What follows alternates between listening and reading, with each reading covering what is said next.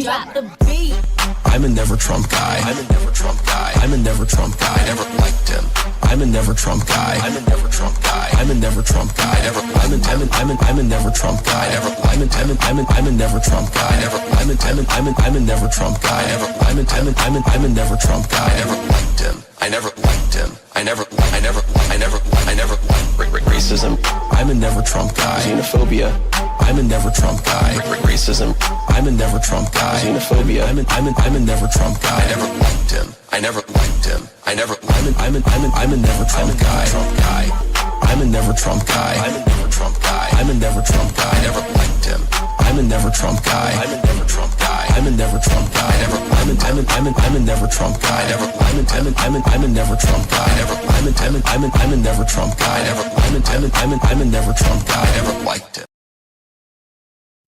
Oh, good morning, ladies and gentlemen. Good morning, good morning, good morning. Sorry that I look like a mess. Sorry that I am a mess. I just am a mess. So it is what it is. Let me go ahead and close the door and get cracking.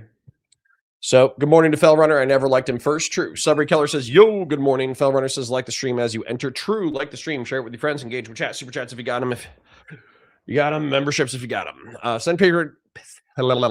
Sorry, warming up. Send Patriarch says, I never liked him second. True. We should add the Pam Bondi song to the rotation. What's the Pam Bondi song? Looking good, old man? Well, I appreciate that. I don't believe you, but I appreciate it. And then Stephen Borchelli says, yo. No, yo. Yeah, yo to you. Then, good morning, everyone. It's a wonderful Friday. I hope so. Yesterday, I did have some personal affairs to attend to. It did end up being productive in a positive way, so that's good. Also, thinking about how to formalize content, somebody reminded me to create a spreadsheet of content to do. So I will be, formalizing the things that we need to watch and break down. Also, I was thinking the notes is good. I think the notes are good, particularly for segments where we're watching like a video essay, or we're watching somebody who's like really, really, really smart, who has an articulate thing to do that, kind of bears explanation or re-explanation. However, I think debates are different, because debates are a primary argument and then supporting arguments. And then it's another person trying to interrupt your supporting arguments, and then bring their argument and their supporting arguments. And I almost feel like for video essays, it should be the notepad. I almost think for debates, it should be the mind maps. And so I kind of want to differentiate the way that we interact with different content in order to improve my reaction. So I think, doing those distinctions can help it out. So anyways, Chort says, good morning. Are you going to go over the new Destiny stuff from Lauren Southern, or is that not worth it? It could be worth it. Tell me what it is. So all I know is Lauren recently released a new book, that there was some chapters in there about Destiny, that there were some chapters in there about Andrew Tate.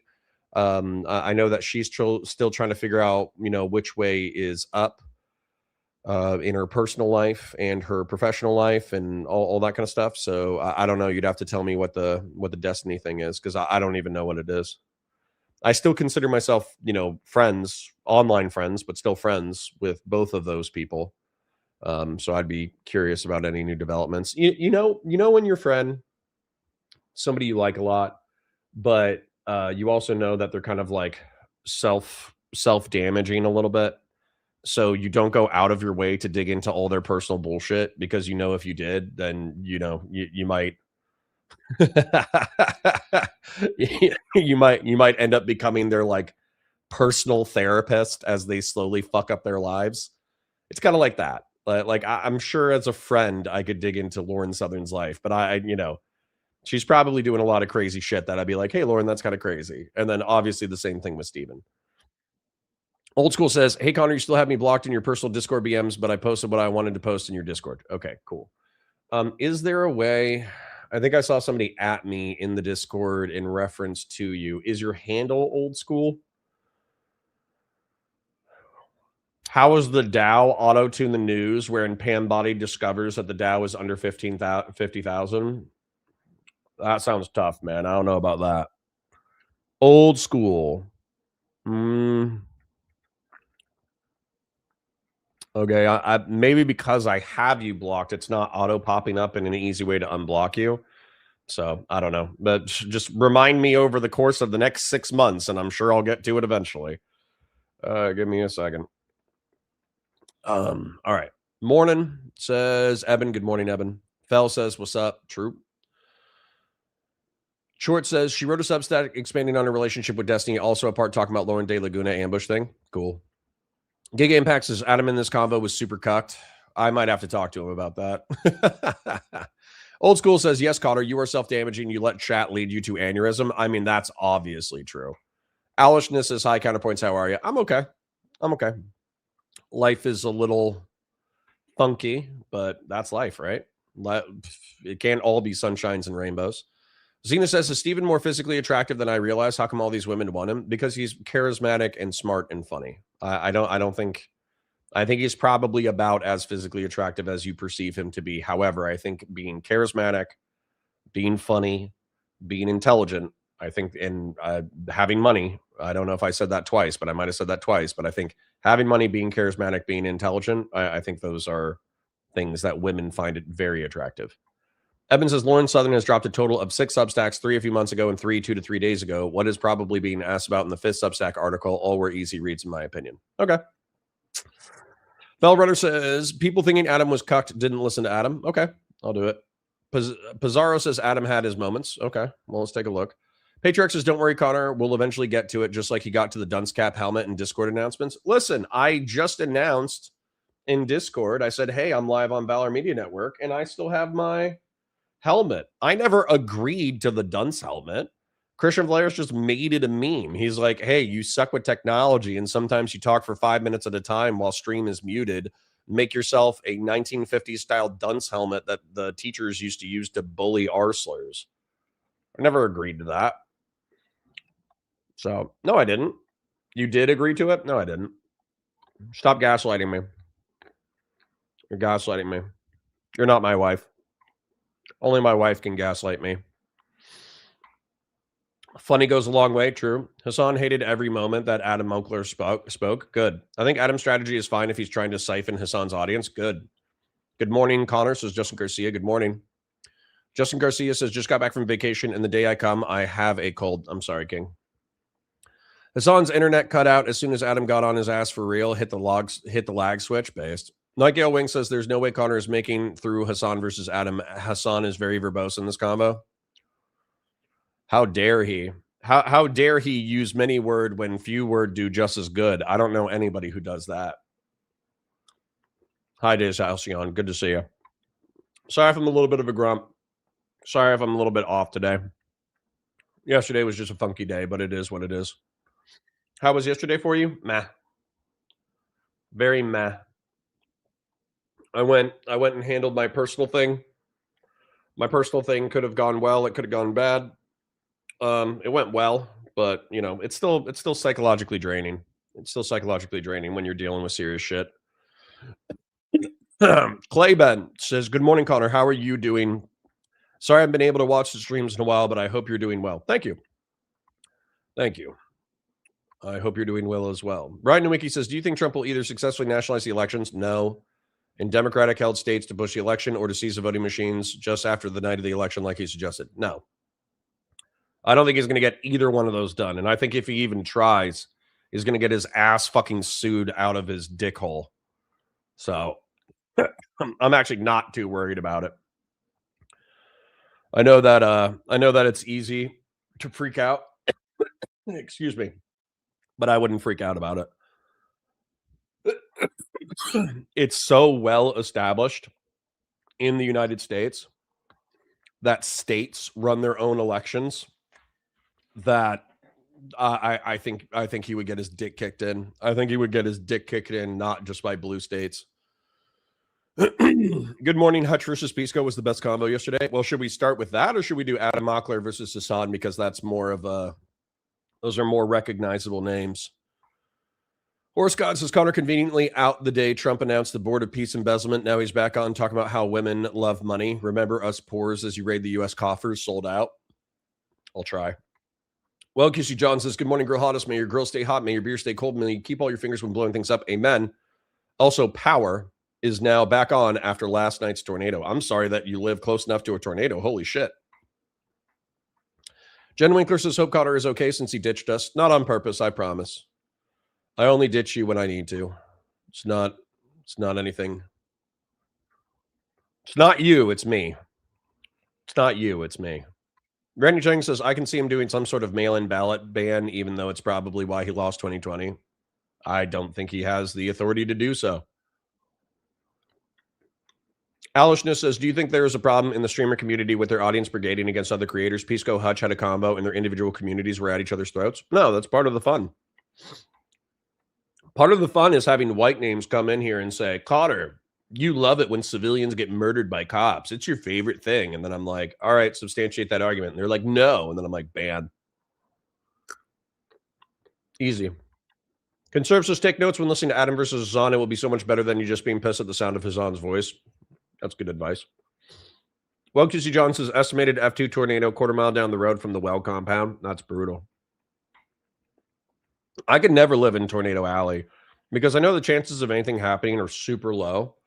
But with a hurricane, like I don't live on the coast. So with the chances of a hurricane killing me are incredibly small.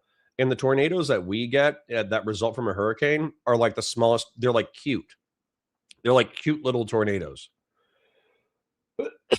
They just like rip up a tree or throw a car somewhere. Like they don't really do that much. And then what ends up happening is the people who die in tornadoes, they don't live in brick and mortar houses. They live on the coast. Number one, I don't live on the coast, so that's not a problem. Number two, they live in trailer parks. Number three, they run around immediately after a hurricane and they run over downed electrical lines. AK Batusai says, hiya to you. Jim Baker, my favorite FBI agent, says, greetings, Connor and Cog. Let's kick this Friday's ass. Wow, that's way too much enthusiasm for me.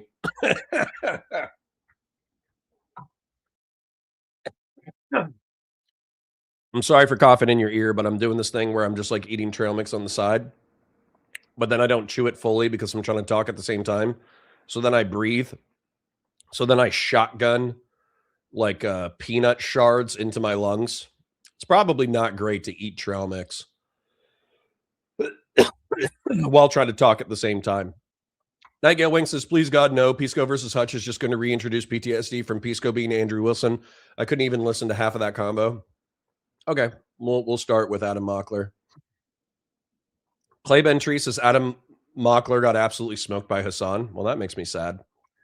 Short says, yesterday's Hutch Pisco was a complete waste of time for everyone besides Pisco. If you watch one Hutch versus Pisco conversation, you've watched all of them. Well, that makes me sad too. Kazra says, hi, brother. This combo is going to get molested. What? What? Like I said, I watch you and people were like, shame, shame, shame, awful raw.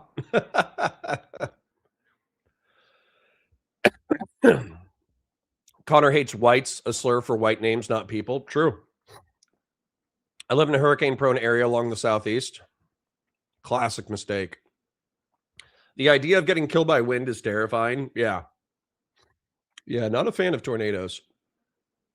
Horse God says it really does piss me off that I bring up Trump embezzling $10 billion to my MAGA friends and they say it's Trump derangement syndrome. I think we just need to start fist fighting people. I think we just need to be like, oh, it is? Put on the gloves. Let's step outside. We need to bring back dueling. Running over down electrical lines, that sounds like natural selection. Run away. True. Peanut shells, the greatest enemy. True. Fun fact, in Canada, in our Bill of Rights, that there are no retroactive penalties if you make something illegal today that was legal yesterday. That sucks. I'm reliant on retroactive judicial process in order to repeal the 8th Amendment, in order to bring back crucifixion for people who swept up the Epstein files. AK Batusai says, I'm glad Alice is here, even though I disagree with them on Wick's channel. Good. Physical violence is gay in cringe. No, it's not. No, it's not. You say that as a Ukrainian? Isn't the survival of your very society predicated upon the ability to resist physical violence with physical violence? That seems weird to me. Alishness says, I watch like most creators, even ones I disagree with. The problem is the ones I disagree with end up debating me and blocking me. Well, my apologies if that ever happens, Alishness. You'll know when I get sensitive. I get real sensitive. I get real pissy. And then I start timing people out. How dare you disagree with me? I am furious. Yeah, that's me. That's me. Guns don't count. Okay. Okay. That just sounds like somebody who doesn't like fist fighting. All right. I hate to say it, but I'm kind of in a shitty mood today. It's not you. It's me. So I'm probably just getting into the content. So a lot of people are saying that they're not a fan of the Hutch versus Pisco debate. So I think we're going to start with Hasan Piker, Adam Mockler.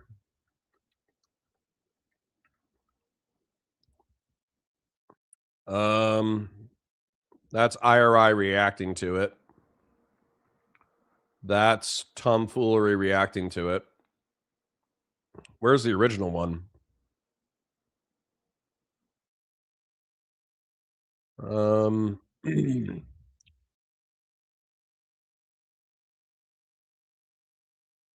okay, maybe this one.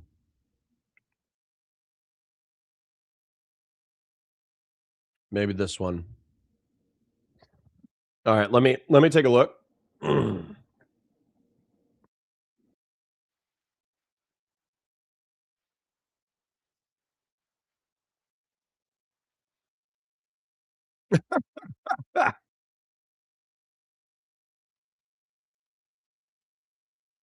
Oh, I hate it already. Okay. All right. I think this is it. I think this is it. Oh my God. The oil came in with exponential entropy with 20 gifted Valor Media Network memberships. Jesus Christ, exponential entropy. Thank you, King. Much appreciated. Thank you, thank you, thank you, thank you, thank you, thank you, thank you. I don't deserve you. I don't deserve you. I don't deserve my audience. I don't deserve you guys. You are far too kind. You are far too kind for how uniquely stupid and shitty I am. I really do appreciate it. And exponential entropy, it might sound like I'm tired and I'm grumpy. It's because I'm tired and I'm grumpy. But seriously, thank you, man. The let me just shout people out real quick. Grassroots Hegemon obviously donated a ton since the inception of the channel, since April of last year. You know, he's one of the backbones and foundations of the channel. He's going through a lot, and by that I mean like he's a single guy. He works really hard. He works tons of hours. He has a dog named Hobbs, I believe. He has a ton of dogs. He has a couple of dogs, I think. But Hobbs is going through cancer. It's probably terminal, so he's probably not going to make it. So I know what it's like to have. I know it's like a dog. Like at the end of the day, but at the same time, they become your best friends. And so losing your best friend and watching them slowly get sick, and then knowing that you ultimately have to be the person who decides when to pull the plug, that's tough. So God bless him. And then same thing with Christian Blaris. Christian Blaris has been a huge financial supporter of the channel. And he was actually like just a day one watcher, watching like every single episode, which I really, really, I was basically like, hey, Christian Blaris, if you ever stop showing up, I'm gonna know that I fucked up. But he got a promotion, he got a good job, and he started throwing cash our way. But then, unfortunately, due to the massive amount of layoffs, he went through a layoff. There's really smart people in our community, like Ved Sunil, and I think there was a few other people who I think Jonah Boy, who have talked about Bud123, who have talked about getting through the higher levels of education and then seeking employment in really high end fields. And so we wish all those people really well. And if you say prayers, say prayers. If you if you're like a Jedi atheist who just believes in the Force, then just put out your vibes. Consult your crystals, consult your astrology signs. But there's lots of young coggers and old coggers who are getting educated and getting into the work field, but that's stressful by itself. And then we do have people like Larry Hutchinson and Exponential Entropy, who, despite me being a douchebag, they'll just dump a ton of cash every now and then. Anonymous Chatter, aka Games Are for Kids 91, he'll come in and just drop cash left, right, and center. I couldn't do this without you guys. So seriously, thank you to my chippers, the people who only give 2, 5, 10 bucks, but they give us they can. Thank you so much for your support. Thank you to my Oilers, like Exponential Entropy, who just dropped 20 gifted subs, and I think dropped $100 on Tuesday as well. Once again, I could not be 100 to 150 viewer streamer paying my bills unless my chat was generous. So thank you so much for your generosity and for your viewership and for your support and for your chips and for your oils. As grumpy and off as I am today, it does mean a lot to me. So thank you from the sincerest parts of my heart. Even if my voice conveys sickness and sadness and offness, thank you a ton. So I'll try to drink my caffeine. I'll try to lock in. Okay. Moses McCown says progressive policies. Which ones do you disagree with? Moses McCown, proud progressive Democrat, Trump and the GOP and corp Dems against Americans. We'll probably get into that. Does Hasan wear that hat often? Olive branch. I wonder how deliberate Mimi that is. Olive branch are big in the Eastern Mediterranean, right? Like a Palestinian thing. Alishness says, no, wait, why did you make that dog thing sad? Well, I mean, it's our job to look after them as they're on their way out. Not just that, but you know what's even sadder? Although it does have a positive resolution. There's a monkey at like some Malaysian zoo or something like that. I think he's like a macaque. I think he's a macaque monkey or some kind of monkey like that. And he's a baby.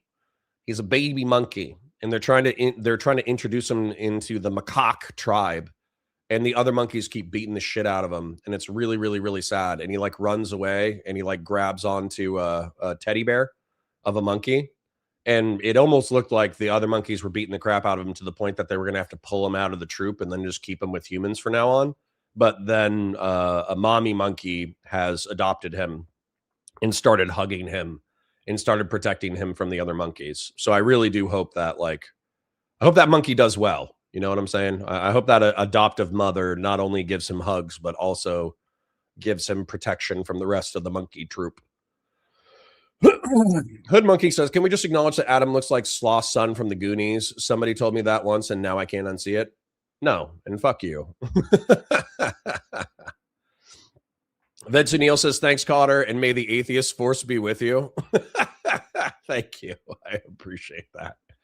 Clayben Trees for $1. Thank you. Thank you. I don't know if that's a super sticker or something, but thank you for the $1. I appreciate you. Thank you to my chippers and oilers. A macaque monkey? I thought so. I thought that's what they're called. Hood Monkey says, I'm a monkey. Want to see macaque? No, I'm okay. Thanks. I've been watching West Wing recently, and nothing has changed for 25 years except for they really hate guns on that show. Yep. Punch doesn't deserve this abuse. That's what I said. Extending an olive branch is kind of a universal thing, but maybe he's just wearing Mid-East swag. I'm just being a eternal optimist. Yeah, hopefully. Olive branches are symbols of peace. The UN has also 2 olive vines. Yeah, maybe.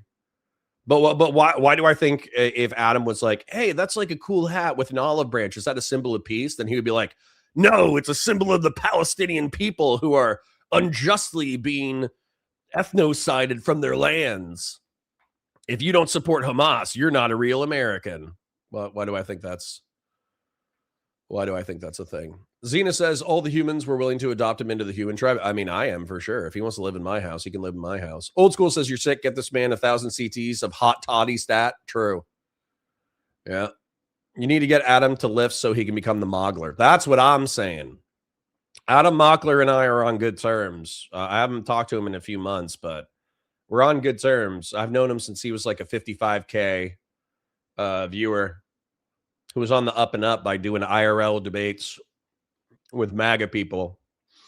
And we tentatively agreed that we were going to go shooting sometime together, do some liberal gun tent. I'm sure that we still can. I just, I would need to like reach out with something solid.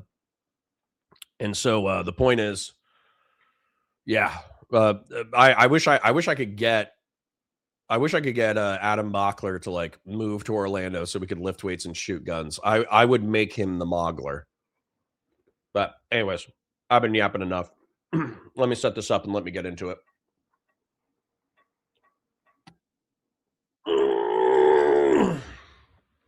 Stretching. All right. Hi, guys. Welcome to Counterpoints. My name's Connor. I'm a science fiction, politics, and flossy nerd. A Marine Corps and law enforcement veteran. I would argue a real Republican, and I got a special case of brain damage for you today.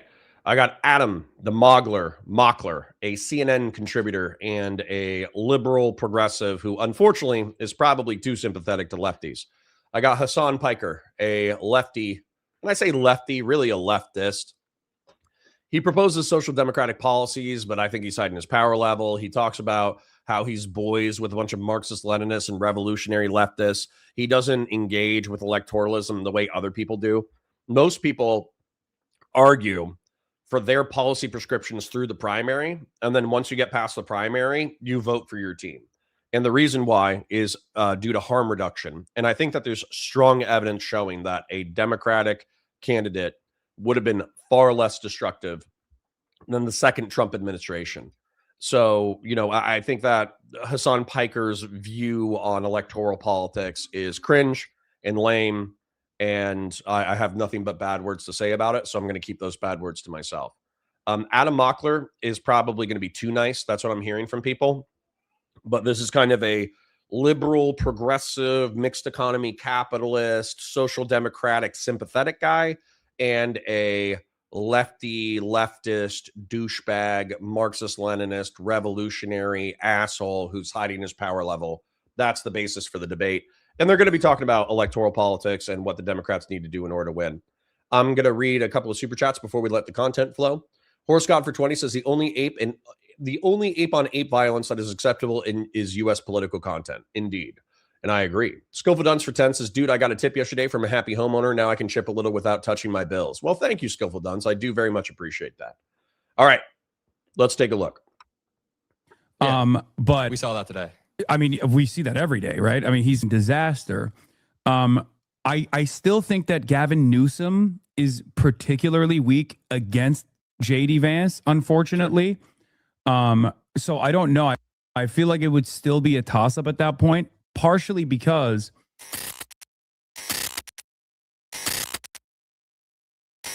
all right, let me pop you out real quick. Let me not show myself and then do one of these. Boom. Adam Mockler, everybody, from Midas Touch. Not in the building, but hold on. Let me see where from Midas Touch. Wait, that's not what you called me the other day. You had a different name. You called me Mock Lib. I said, yeah, no, I said it right now too, right before. Okay. But I also said Adam Moggler. Okay, I like. When on the CNN panel, Adam Moggler. Here he is known as Adam Lib. That's fine. Hold on. Where the? I'm trying to get the scene right real quick. I don't know if that'll happen, but wait, is there audio echo chat? Is that what's going on? Oh yeah, you're hearing me a little bit, I think, from your not voting one way. I honestly don't even think you guys all have to line up behind Gavin Newsom 2 years before the primary. We're 2 years out ahead of the primary. We have an exciting ideological battle coming up. So I'm not asking you to like jump up and down for Gavin Newsom. However, I do want to talk about your response to Jennifer Welch on that podcast, because I do have some thoughts. And I think I can bring a pretty good faith version of what a lot of people on Twitter are trying to say, but kind of getting muddled in. But yeah, we're going to agree on a lot regarding criticism of the Democratic Party, probably where the Democratic Party needs to go. We'll agree a lot. I'm very disillusioned with the Democratic Party as well. But I think there's some good faith criticisms of the way that you approach that question or the way that you talk about this. But yeah, if you want to know what my positions are, and I think you're already pretty familiar with my positions. I know that like you've probably heard me speak on these issues for years and years at this point. But my primary goal, especially in the interim, especially in the short term, is the defeat of fascism. I believe that the Republican Party is an illiberal party, a post-liberal party, whatever you want to call it. And I think unlike the historic inception of fascism as a revolutionary movement at a time when liberalism was failing only 100 years ago. This time, we have two liberal parties in America. Like as a political theory, we have two liberal parties, right? Like we say conservative, whatever, but like technically the Republicans are also a liberal party. And now the Republican, not MAGA. Yeah, the Republican Party is historically a liberal party, but is now turning away from liberalism and we should turn away from liberalism too. Holy shit, I hate this guy. Listen, I get it. There was a couple of people in chat who I think are probably unfamiliar with my content, and therefore they were like, yeah, Adam Moggler is an establishment shill. Hasan mogs him in this conversation just because you saw the title and you decided to jump in. I hate to say this. I'm an anti-leftist, bro. I just am. And I use leftist as a catch-all term for socialists, democratic socialists included, and, authoritarian socialists and communists. If you're unfamiliar with the content, I really do understand the definitions quite well. I really do understand the history quite well. Oftentimes when people are criticizing my anti-leftist takes, they're like, Connor, you don't understand. But then they can't explain how I don't understand. They just say you don't understand because a lot of people don't understand. Guess what? I do. Okay? Socialism, the attempt to emancipate the human race from the oppressions of capitalism. Marxian socialism, the desire to decommodify basic human needs and have workers own the means of production. Communism, an end state of humanity that is a moneyless, stateless, classless society. And I'm not going to lie, that's all like utopian fan fiction bullshit to me. Okay? The furthest left you could ever get me from a technocratic standpoint is social democracy, which is effectively a mixed economy capitalist state with a robust welfare system to make sure that the working class and middle class have what they need to succeed. But even then, I'm distrustful of that. And the reason why I'm distrustful of that is because I haven't found a problem that liberals and progressives don't want to throw money at. Like there was a monkey. We were talking about this earlier. There's a monkey named Punch. He's a macaque monkey who's having problems integrating into his troop. I'm pretty sure that if I try to pass legislation as a liberal representative in Congress in order to spend hundreds of thousands or millions of dollars on ensuring the safety of Punch, the macaque monkey, then I would get I would get unanimous support from the Democrats in order to spend millions of dollars on saving that monkey from being bullied by fellow monkeys. And it's not because that wouldn't be good. That would be great. That would be great. But it just seems like problem, tax dollars, problem, tax dollars, problem, tax dollars. Like that's just the way that a lot of liberals and progressives think, which I think is a very dangerous way to run a society. So anyways, Punch your what now? No. The name of the monkey is Punch. I think he's a macaque monkey. You know what I'm saying? Anyways, let's keep it rolling. Becoming an illiberal party, a post-liberal party, and turning into a fascist party. I warned about this the first Trump election as well. I warned about... From the Ashes with the Two says Moggler got mogged. He interrupted too many times. Well, let's see. I warned about the proto-fascist nature of Donald Trump. I thought distinction. I didn't say that Trump, like season 1 of Donald Trump was fully fascist, but season 2 of Donald Trump is. And I think it's important to make that distinction as well, because like you can see the difference, right? Like there was a lot of naked corruption, a lot of things that were going on in the first Trump administration, but the second Trump administration has been so brazen, so obvious, and it's not like they've hidden that reality at all, especially when they were running to become the president, when they were running through the in the 2024 election season. So my primary goal is to defeat that completely. Yeah. And obviously, I also want to build socialism. I want to build a working class movement. And I don't think these two goals are at odds with one another. I think both historically and also in general, I believe that the evolution away from the liberal system that we exist under, that is now failing for the second time around, and making way for fascism, the only solution out of that is to build a working class based organized socialist movement. Hi, Baba. Oh, do. Can you close the door? No, can't be in here. Sorry, my 2-year-old wants to hang out. Can you hang out there? No.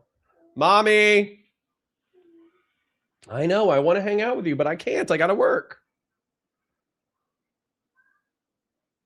Sorry. I got like 70 people in here. I gotta talk to them. Mommy! Mommy! Sorry, guys.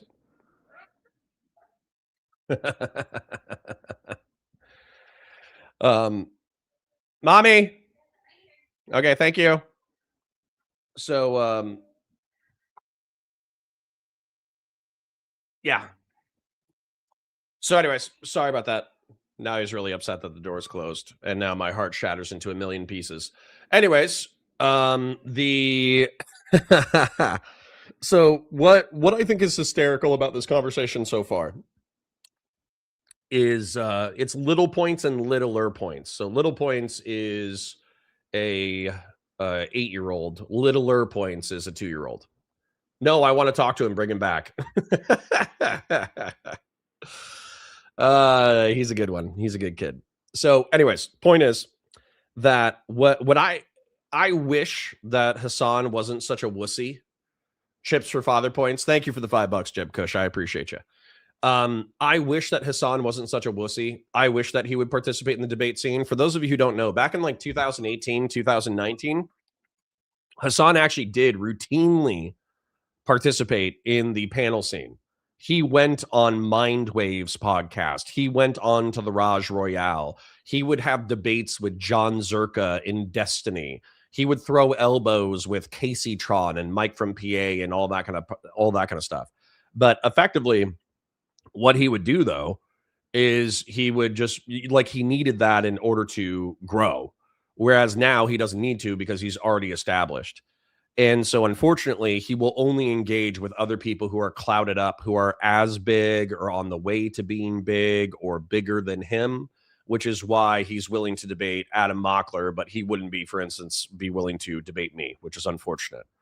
Now, what's being said, though, right now, yeah, you did forget America Bad, didn't you? What's being said right now is, well, the right wing is becoming illiberal and authoritarian. So you know what would be great? Is if we became illiberal and authoritarian. And it's like, nah, I'm good. And if he was like, wait, I would not become authoritarian. And it's like, wait, then why are you simping for the CCP in China? You know, why were you simping for Mao Zedong and the Chinese Revolution and the Long March and the Little Red Book and all that kind of shit? Why are you simping for all that shit? How come every time somebody comes up with a criticism of either China or Russia or the Soviet Union or anything like that, you say, oh, that's a State Department and CIA propaganda? Why don't you engage with like the historical record that those societies themselves produced? And the answer is obvious. The answer is he's not a liberal. He's not a libertarian. He's not somebody who believes in individual freedom. He is somebody who genuinely believes in the collectivistic moral project of emancipating the working class from the oppressions of capitalism, and he will accept an authoritarian left-wing government in order to achieve it. Yeah. So fuck Hasan Piker. But yeah, those are my two main points. I mean, I guess I want to ask you, do you think it would be meaningfully easier to build this working class socialist based movement in a liberal society or an illiberal society? Oh, historically speaking, most likely an illiberal society. At least historically speaking, socialist and communist movements have unfortunately only been successful when material conditions have worsened. I don't want that to happen though, because I don't want to live through that, and I don't think that is like an appropriate thing to move towards. I don't think that that's good for people. I think it's very violent and very deadly. I don't want the material conditions to deteriorate. But if you're asking me, like honestly, from a historical perspective, no, it absolutely I'm basically. Based off of that statement, why wouldn't you believe that Hasan Piker is an accelerationist? I'm going to write this down. They're covering enough decent ground that I'm gonna start taking notes. Asking, I'm basically just asking if we get to a 2028 and like, I guess we can get into the hypothetical of Newsom versus Vance, but it's not even about that. They're kind of just stand-ins. I don't even want to concede who our nominee is going to be 2 years ahead, but I think there would be a meaningful difference in building a pro-labor movement under a JD Vance presidency, which would be much, much harder, versus a Gavin Newsom presidency. I mean, JD Vance's entire career has been trying to step on top of workers. He wants to. I agree. He endorsed Project 2025, which literally wants to bring child labor laws back to 1938. He's fundamentally illiberal and doesn't want to let you organize. I mean, like, a lack of organization is part of not living in a liberal society, right? They will squash that. They will communists. They will kill socialists. That's what they did in other fascist societies. They killed. Wait, hold on. Socialists and communists. Meanwhile, Gavin Newsom, however insufficient you may think he is, and this is not an endorsement of Gavin Newsom, I'm just trying to illustrate my points of, the different realities we could enter. However insufficient you think Gavin Newsom is, he would allow for a really strong labor movement. He would allow for you guys to at least, organize, and he would probably communicate with you guys. First of all, I don't even think you guys. I think you're a part of this as well. You're not against like organizing a labor movement, right? But no, also, also,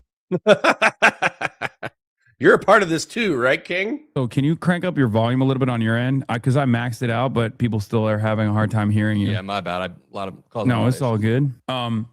As far as like what's better rooms for organizing, it's not even a necessary part of this discussion because I know that it is. I know that the reason why I'm saying it's not a necessary part of this discussion is because given the option between Gavin Newsom and JD Vance, I'm not saying that Gavin Newsom is going to be a situation than JD Vance. I understand and agree with, in theory, the harm reduction narratives. My argument is always around doing away with harm reduction narratives because the harm reduction narrative has led to two spectacular failures thus far, both in 2016 and also in 2020. And as far as like playing hardball with Democrats who don't want to listen, who still want to hold on and maintain this like harm reduction narrative, who still say that they want to appeal to this like mythical moderate voter, who's outside of who isn't a normal Democratic Party voter, like these guys that they want to turn to the Democratic Party. I'm willing to play hardball with them and say, like, look, I'll hold my vote back. But the reality of the matter is, if you're asking me sincerely, like, do you think that Gavin Newsom is going to be better than JD Vance? Of course. I mean, this is not something just like Kamala Harris is objectively going to be better than Donald Trump.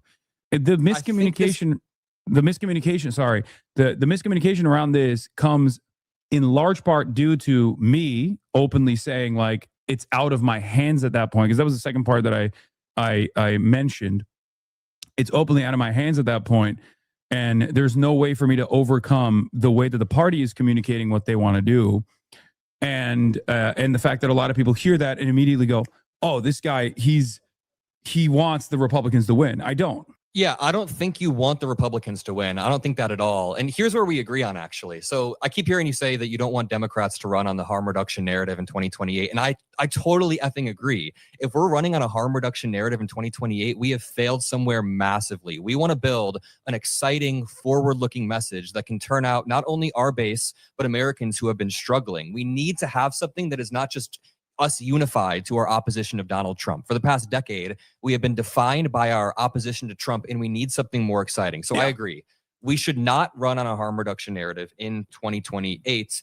But like what you just said, how you just worded your statements was not how you worded it when Jennifer Welch asked you that question. No, I would vote third party because it's out of my hands at that point. No, you said at that point it doesn't even matter. Yeah, at that point it doesn't. Sorry, that what I meant is it's out of my hands, which is the argument that I've made with Kamala Harris after like urging the campaign to listen to the warning signs that the people were giving them about their reluctance to address Gaza in a meaningful way, like signaling that they would truly be like an anti-war a party, even though Donald Trump is like a warmonger, trying to get them to communicate that there are meaningful differences between their design overall, not leaning in and not conceding on the white nativist anti-immigrant narratives, knowing full well how devastating Trump's mass deportations were going to look like. I poured hours and hours and hours of commentary into this, thousands of hours of commentary into this, and it's always reduced back to whatever like reasonable soundbite that people can cling on to say, oh, we got him. He's a third party guy. Well, I mean, you are. Let's summarize this real quick. In response to authoritarianism on the right, we need he didn't say illiberal, but let's be real. With the amount of times that he's castigated the concepts of liberalism, he does want an illiberal left-wing party, but he wants it to be a populist left-wing socialist party that is effectively of, by, and for the working class people of America, right? And then Adam Moggler asked an interesting question and relevant to this conversation that I think is actually really good. Does an illiberal or liberal society move socialism forward? And what's interesting about this is Hasan Piker answers earnestly. Okay.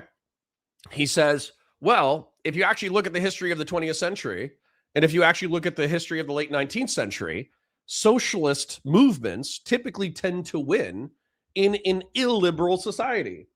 And so what's ironic about that is that if he was a saboteur making American society less liberal, then ultimately that would be better for his movement. But he hits with the, oh, well, number one, I don't want to see my material conditions deteriorate because I enjoy the luxuries of a liberal capitalistic society as a privileged person. But not just that. I think that the deterioration of the social fabric leading to, an illiberal society would also be bad for the working class. So, I do want my socialist revolution, but I don't want to see the material conditions deteriorate that would lead to my socialist revolution. So right there, we're going to have to differentiate between actions versus words. And then he's like, oh, I don't believe in the harm reduction narratives that they gave us in 16 and 24 that led to Trump's victory. Well, how do you explain 20 then? Okay. How do you explain 2020? And the mythical moderate. So hold on. Did the mythical moderate just show up in 2020, but then they disappeared again?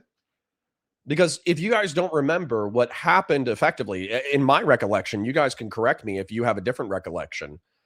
Donald Trump flubbed the COVID response where he was saying, oh, it's not a big deal. We'll be shut down for 2 weeks. We'll be right back on it. Don't worry about it. Oh, we need to shut down just for a little bit, just so we can give our logistics supply chains chances to get medical stuff, done. But realistically, we're going to be right back to it.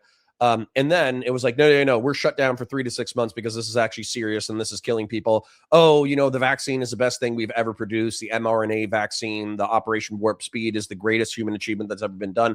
Oh, well, if you don't want the vaccine, then, realistically, I understand your skepticism towards the government. You don't want to be injected with 5G microchips that are going to, they're clot shots that are going to kill you. And, Bill Gates is going to turn on the 5G Wi-Fi and it's going to activate the nanites in your bloodstream in order to slaughter, a third of the population in order to reduce global warming.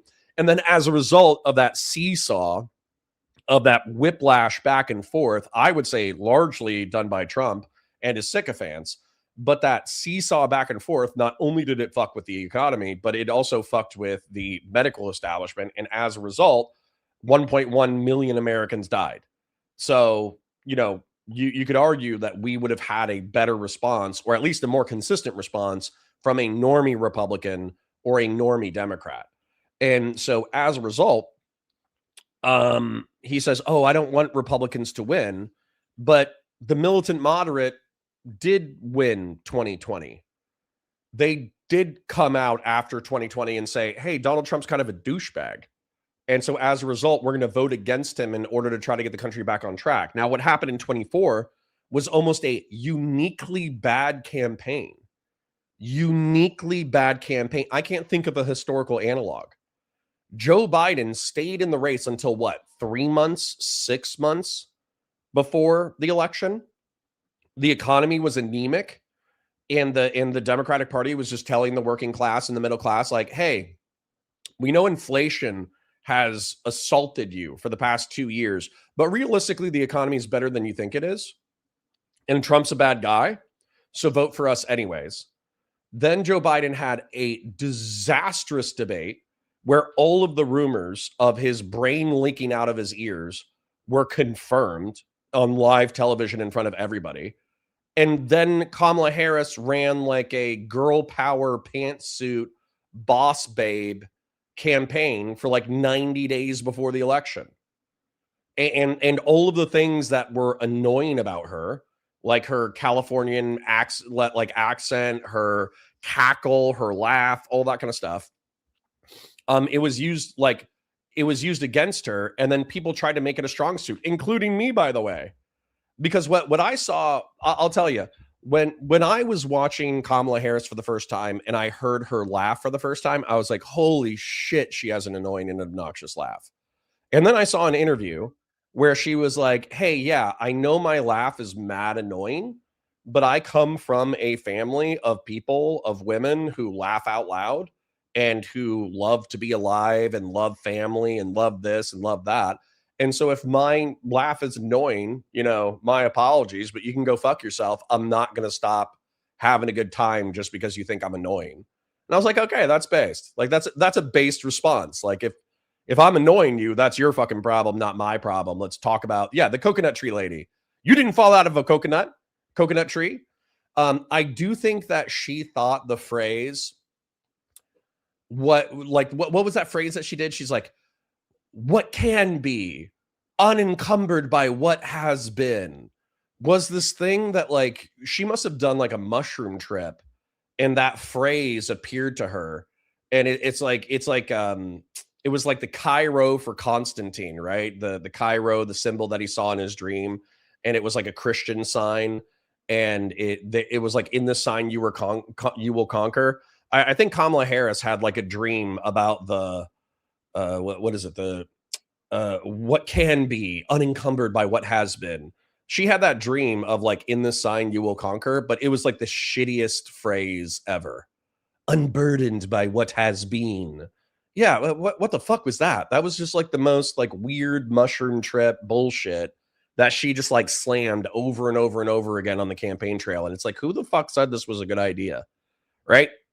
Now, to steelman my opponents, however, harm reduction is not enough. They're right about this, okay? They're right about this. One of my frustrations with the Democratic Party is that ostensibly it's a coalition of Black people, Hispanic people, Asians, women, gays, straight progressives, gay progressives, bi progressives, white working class. It's supposed to be a coalition of the downtrodden, right? And so if it's a coalition of the downtrodden, you can't just say, well, the other side's going to turbo fuck you, right? It's true, like that's descriptively true that the Republicans are going to turbo fuck you. But the Republicans are saying, hey, let us unleash the economy. Let us deregulate a bunch of shit. Let us cut your taxes. And then the virility, I think virility is accurate, actually. The virility of the American economy, rising tides raise all boats, right? So as a result, you will become rich, even though you're like a poor working class schlub. And so that actually appeals to people, whereas the Democrats don't have a positive vision for the future. That's why I've argued for abundance liberalism, but I also understand why leftists are particularly concerned that abundance liberalism is going to be co-opted by deregulating neoliberal and neoconservative forces who are just going to use it as a excuse to slash random rules that are going to make the working class lives better. So, woo! All right, everybody celebrate in chat. Tariffs got struck down by Donald Trump. Good. Amazing. I'm ecstatic. I know it doesn't sound like I'm ecstatic because I have a very dry voice, but yes, no, I've been waiting for this the entire time. I've been waiting for Congress to reassert its right over tariffs. However, I knew that it's a Republican-led Congress, so they're going to abdicate their responsibility in order to hold down tariffs. And yes, Captain Dan the Fireman, the Supreme Court of the United States, according to chat, by the way, I haven't looked at it, but according to chat, the Supreme Court of the United States just struck down Trump's unilateral tariff regime 6-3. See? Ye of little faith.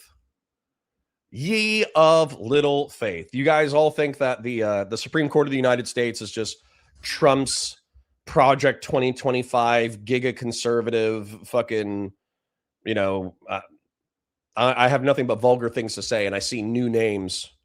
I see new names in my chat, so I won't say the vulgar things. But no, the Supreme Court of the United States actually does have some principles with classic conservatism. Supreme Court strikes down Trump tariffs, rebuking president's signature economic policy. Good. Good and fuck 'em. How's that? Good and fuck 'em. Know what I'm saying? I'm excited.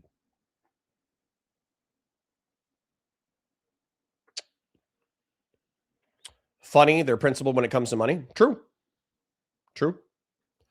But anything you can legislate from the bench can be legislated from the bench later. So for instance, like Roe versus Wade was established by an inferred right to privacy done from the Supreme Court of the United States. A Supreme Court of the United States can later say, nah, that interpretation was wrong. Here's a better interpretation. Then anything that can be done by executive order can be destroyed by executive order. So that's where, in my opinion, Hasan Piker, trying to drag it back to the content, but I think we're all celebrating in chat that the Supreme Court actually did its job. But this is where I hate Hasan Piker's ilk, where they're saying, oh, well, Trump's doing all this bad shit via executive order. All we need to do is we need to get a leftist in and we'll do everything by executive order. And it's like, no, fuck you, you idiot.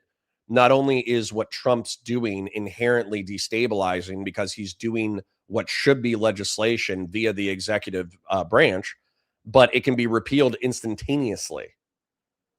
So Captain Dan the Man says Heller and Bruin, which is my concern. Sure.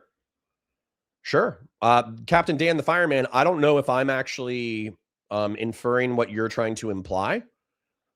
I don't know if you're pro-gun control or anti-gun control, but I'm pretty sure Heller established the individual right to keep and bear arms. And so as a result, a more progressive Supreme Court could say, hey, you misinterpreted that. Actually, we're going to reverse DC versus Heller.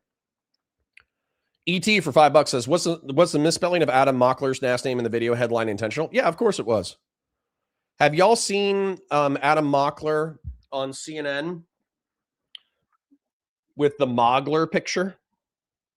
I'll see if I can show you guys this real quick. I think everybody in chat is still celebrating. I don't want to just jump right back into the content if everybody in chat is still celebrating the SCOTUS ruling.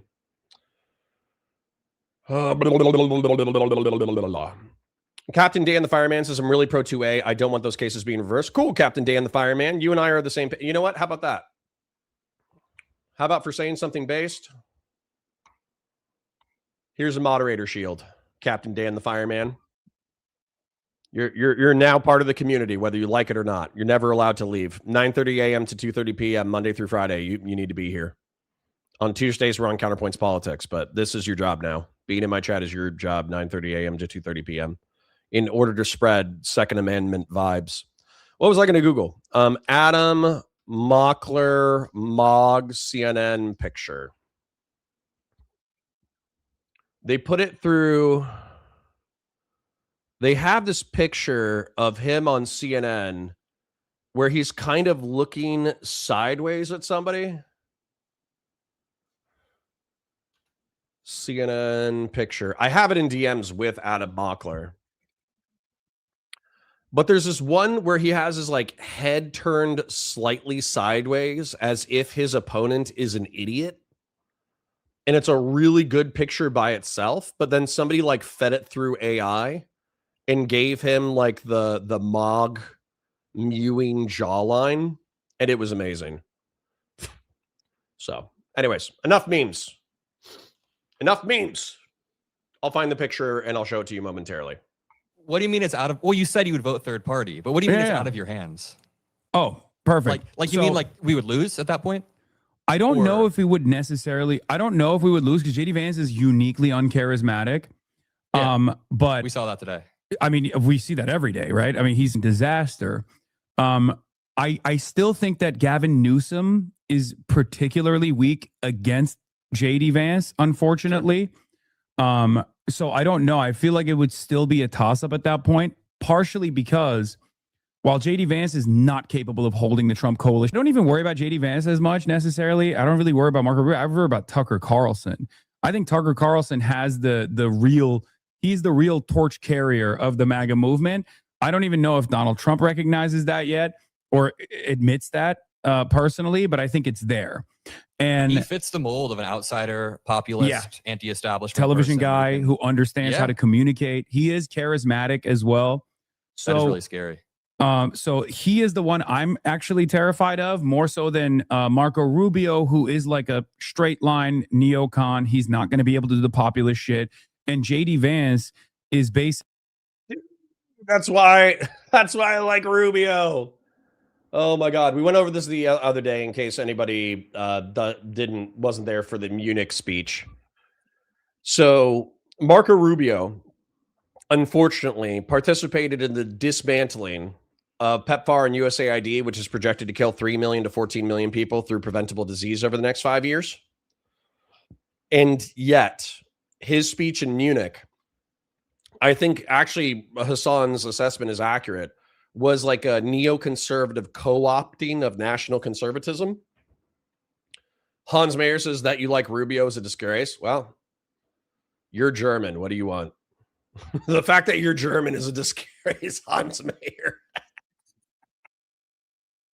Anyways, so the point is, between a JD Vance, Marco Rubio, Tucker Carlson, and I'm trying to think of whoever else is out there, but basically, like, it's Marco Rubio every day of the week. Every day of the week. The same reason why Hasan Piker thinks that he's not viable, because he's not good at the populist shtick. He's not good at the national conservative, Christian conservative shtick. He's more of a neocon than he is anything else. That's why I like Marco. But anyways, if you guys would please consult your screens, okay? You said, what picture are you talking about in reference to Adam Moggler mogging on CNN? And this is the picture. Okay. So that's Adam Moggler. He was looking at the camera with this face pretty much, and then somebody fed it through an AI filter. And honestly, I wish that I wish I was on CNN doing a debate panel, and then I stared into the camera, and then somebody did an AI edit of my face like this. I think that would be amazing. The Jews want to come back to us. What does that say about you guys? Dude, no offense, Hans, but having like 3 Jews saying like, we're from Germany and realistically, we trust Germany more than we trust the United States. Yeah, okay. I'll believe it when I see it. When 7 million Jews don't live in the United States and they live in Germany instead, and out of 7 million Jews in Israel, they dropped down to 5 million because 2 million went back to Germany because Germany is so pro-Jew now. That's when I'll believe it. You've heard of the Frogman. This is the Mogman. Patriarch says shit take Connor. How? Explain, Patriarch. Explain how. Explain how Marco Rubio is not better than JD Vance and Tucker Carlson. If you want to say Gavin Newsom is better than Marco Rubio, sure. I've said as much. But I'm not doing that. I'll do a drawing for you. You guys are pissing me off, so I'll draw. Basically, like evil Pete Buttigieg, like role reversal Pete Buttigieg, where like he also true evil Pete Buttigieg.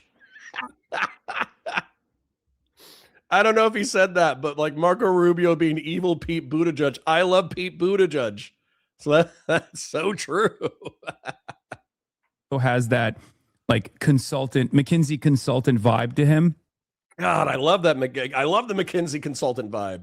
I like to say when, JD Vance comes into your neighborhood, that like the coal mine is shutting down. Like he has the attitude of a guy who's going to be like, we see you, we hear you, but we have to eliminate some redundancies. And I think most working class individuals, regardless of the MAGA cult, kind of see that he is insincere. So he doesn't have that populist element. And he tries to make up for it by being like this gross little groiper, even though he has a Indian wife and Indian children. And therefore, even the super racists don't like him for that reason.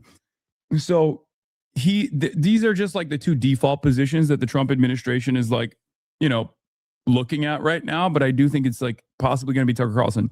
Now, going back to Gavin Newsom. I don't think Tucker Carlson has the stones. Versus JD Vance.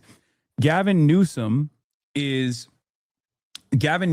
unfortunately has a lot of the California stink associated with him. I love California. I live here.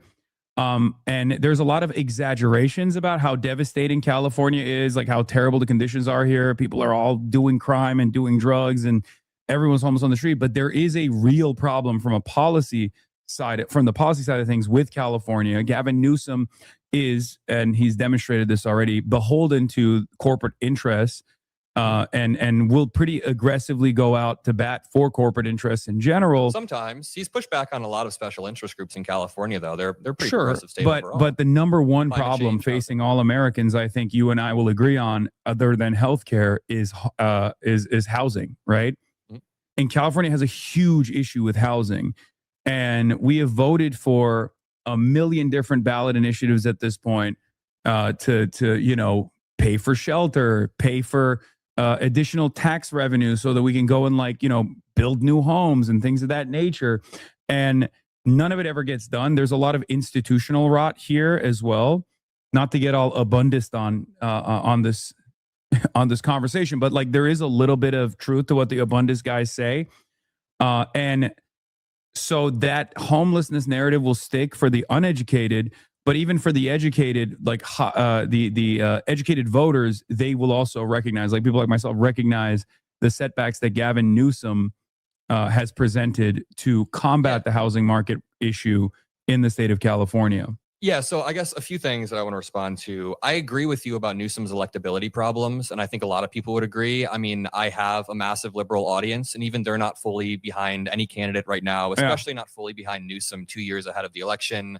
I think that now is our time to use the leverage we have. And I think that's what you're trying to do during the Jennifer Welch podcast. And I want to keep returning to that conversation that you had, because you said in the conversation at that point, it doesn't even matter. But you, at this point, mean it was out of your hands, right? Yeah. Can you clarify? What do you mean it was out of your hands? So and I also talked about my refusal to endorse Kamala Harris as well. And we can get into that too.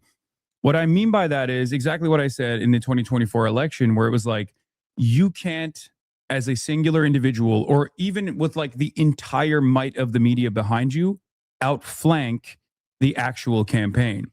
So if Gavin Newsom is running as the Gavin Newsom that we know so far, he'll say certain things like, oh, I refuse to take money from AIPAC. Great. But then when push comes to shove, he will still be inconsistent on the issue of Israel. He won't fully subscribe to punishing Israeli leadership, or fully subscribe to refusing any sort of arms sales to Israel. And outside of Israel, of course, beholden to corporate interest when it comes to the real estate lobby, anti-Medicare for all. If he runs as that, okay, there's no amount of advocacy that I can engage in that will make him look better.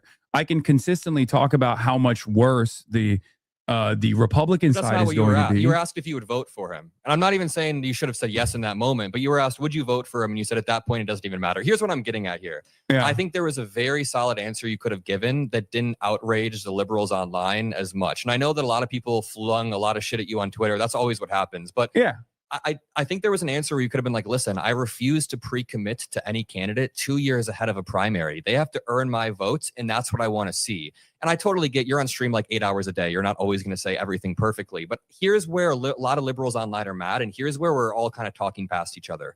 I see a lot of people online saying all liberals want us to line up behind Gavin Newsom 2 years before a primary. And that's not even the argument that any of us are making. I think where a lot of liberals have problems with the way you speak about the Democratic Party is that you try to minimize the gap between the Democratic and Republican Party. So I can totally grant that you meant to say like, well, you were asked, you were asked, would you vote for JD Vance or Gavin Newsom? You said, I'd vote third party. At that point, it doesn't even matter. It feels like you're drawing a false equivalency. And then a few days later, you basically said, Gavin Newsom will only be marginally better than whatever Republican candidate there is. Then you said, Democrats have literally written you out of existence regarding trans people. Wait, did you see the rest of that quote? My context. Did you listen to the 8 minutes of context around... Did you listen to the 8 minutes of context around that quote? That doesn't make it any better. Holy shit, I hate this guy. And by the way, what's wrong with Adam Moggler politely pressing Hasan Piker on all this bullshit? I think he's doing a great job. I think that what people who are critical of Adam Moggler, maybe it happens later on in the show, but the way that I think they're being critical of him is like, oh, Adam Moggler got mogged. I don't think you're paying attention to the words being said. And by the way, I do have a bigotry against non-playable characters versus mind palace people. Okay, so in case you don't understand, non-playable characters are people who listen to Twitch and YouTube politics and they just go with the emotions of the conversation. Okay, and so the emotions of the conversation. Clearly, Hasan Piker is dominating. He's talking for longer. He's highlighting his worldview. Adam Moggler is only doing prying questions before he gets interrupted. Whenever he gets interrupted, he defers to Hasan. So from a directional and emotional level, it feels like Hasan Piker is pretty clearly in control of the conversation. However, if you actually listen to the words being said, what happened is, at least in this sentence, is Adam Moggler waited for Hasan Piker to be done yapping, and then he politely pressed him on points of either hypocrisy or lack of tactical intelligence or lack of electoral intelligence in a way that was biting enough to try to force Hasan to deal with what he said previously, but polite enough that Hasan doesn't get upset and never wants to talk to him ever again. And so that's actually quite tactically astute. So I don't know what the problem is. I'm going to read a couple of chats. Unork says, like, Connor can be verbose sometimes, but he always has a clear point that I can follow. Thank you, Unork. Airborne Kite says, there's a much snakier answer to give here. I'm always voting blue, but I have an audience and I will have a really hard time getting them to the polls for Newsom. That's a great answer. A great answer is saying, I think Hasan was kind of alluding to that a little bit, which is like, I think that for Newsom, the votes are going to be depressed anyways. So my advocacy will not be able to overcome the voter depression related to a Newsom candidacy. But, you know, I think Adam Moggler could have some clear rebuttals to that and be like, hey, listen, the white working class has been neglected for a long time. So I think we need to run a boring white straight male. And then Hasan can be like, well, that's just playing into the white supremacist construct that we're all a part of. And then Adam could be like, yeah, it is playing into the white supremacist thing, but we need to do whatever we need to do in order to win, because there's real negative impacts that primarily affect people of color and women and trans people. So for instance, if you look at the PEPFAR and USAID cuts, if you look at all the trans bills that have been passed nationwide, if you look at the mass deportation crackdown, it's pretty clear that there's a substantive difference between a normie Democrat and a far-right Republican, a MAGA Republican. There's a huge difference. And you trying to make them the same thing is actually pretty fucking stupid. I mean, that's, of course, if you want to get abrasive. But anyways, I think Adam's doing well to politely press. So I'm not hating. But I do want to show you guys this now, okay? Because Hans Mayer is saying that it's morally repulsive for me to even consider Marco Rubio, okay? Now, what I'm going to tell you is in 2016, you would be hard-pressed to find me criticizing Marco Rubio for his 2016 run.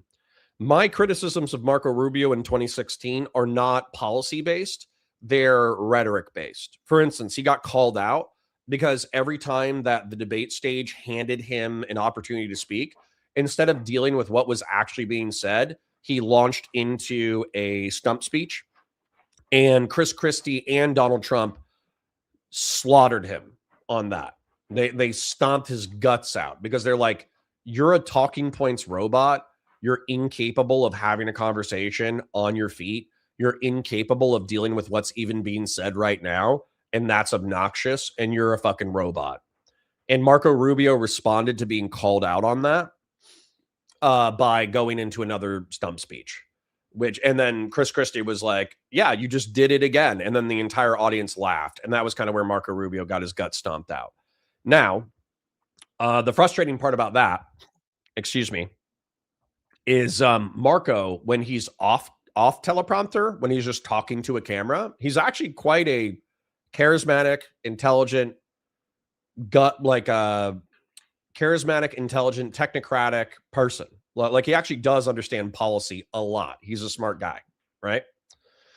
And so what I'm telling you is that in order to try to gain power, Marco Rubio shifted rightward in order to try to chase Trump and Vance's base.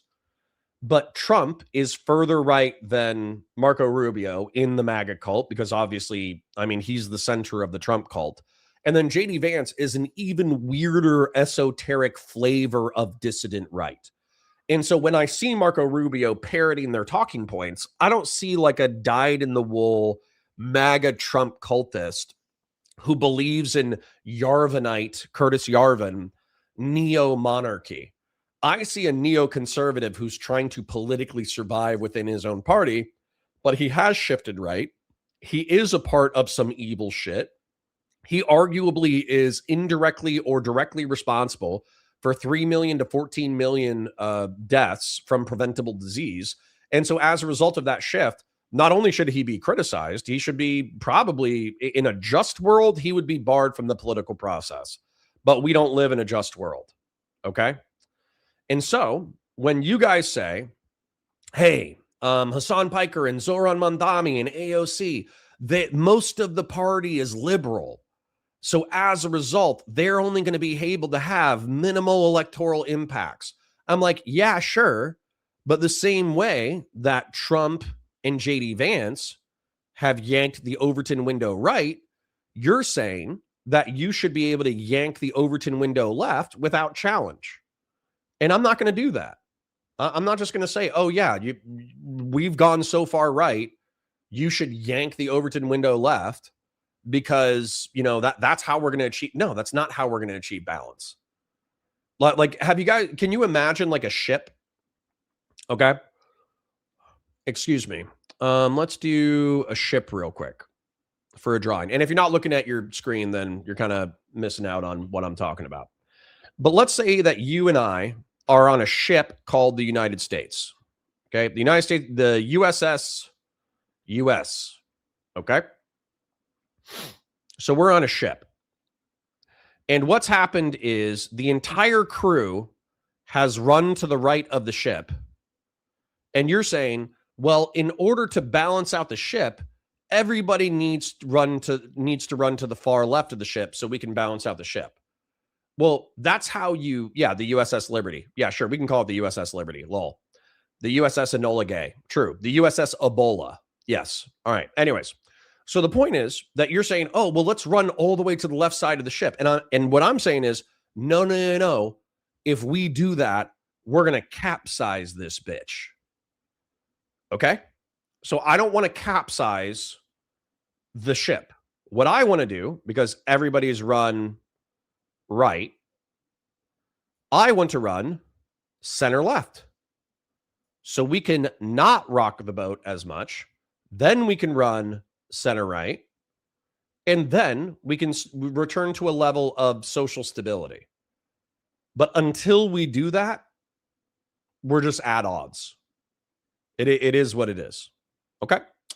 So anyways, So let's say Marco Rubio had remained a never Trump Republican, and let's say that he had remained critical of the Trump administration, and let's say that he ran in 2028 as a technocratic neoconservative alternative to JD Vance. I would vote for him in a fucking heartbeat in the primary. And then if he lost to JD Vance in the primary, then I would happily vote for Gavin Newsom. You know what I'm saying?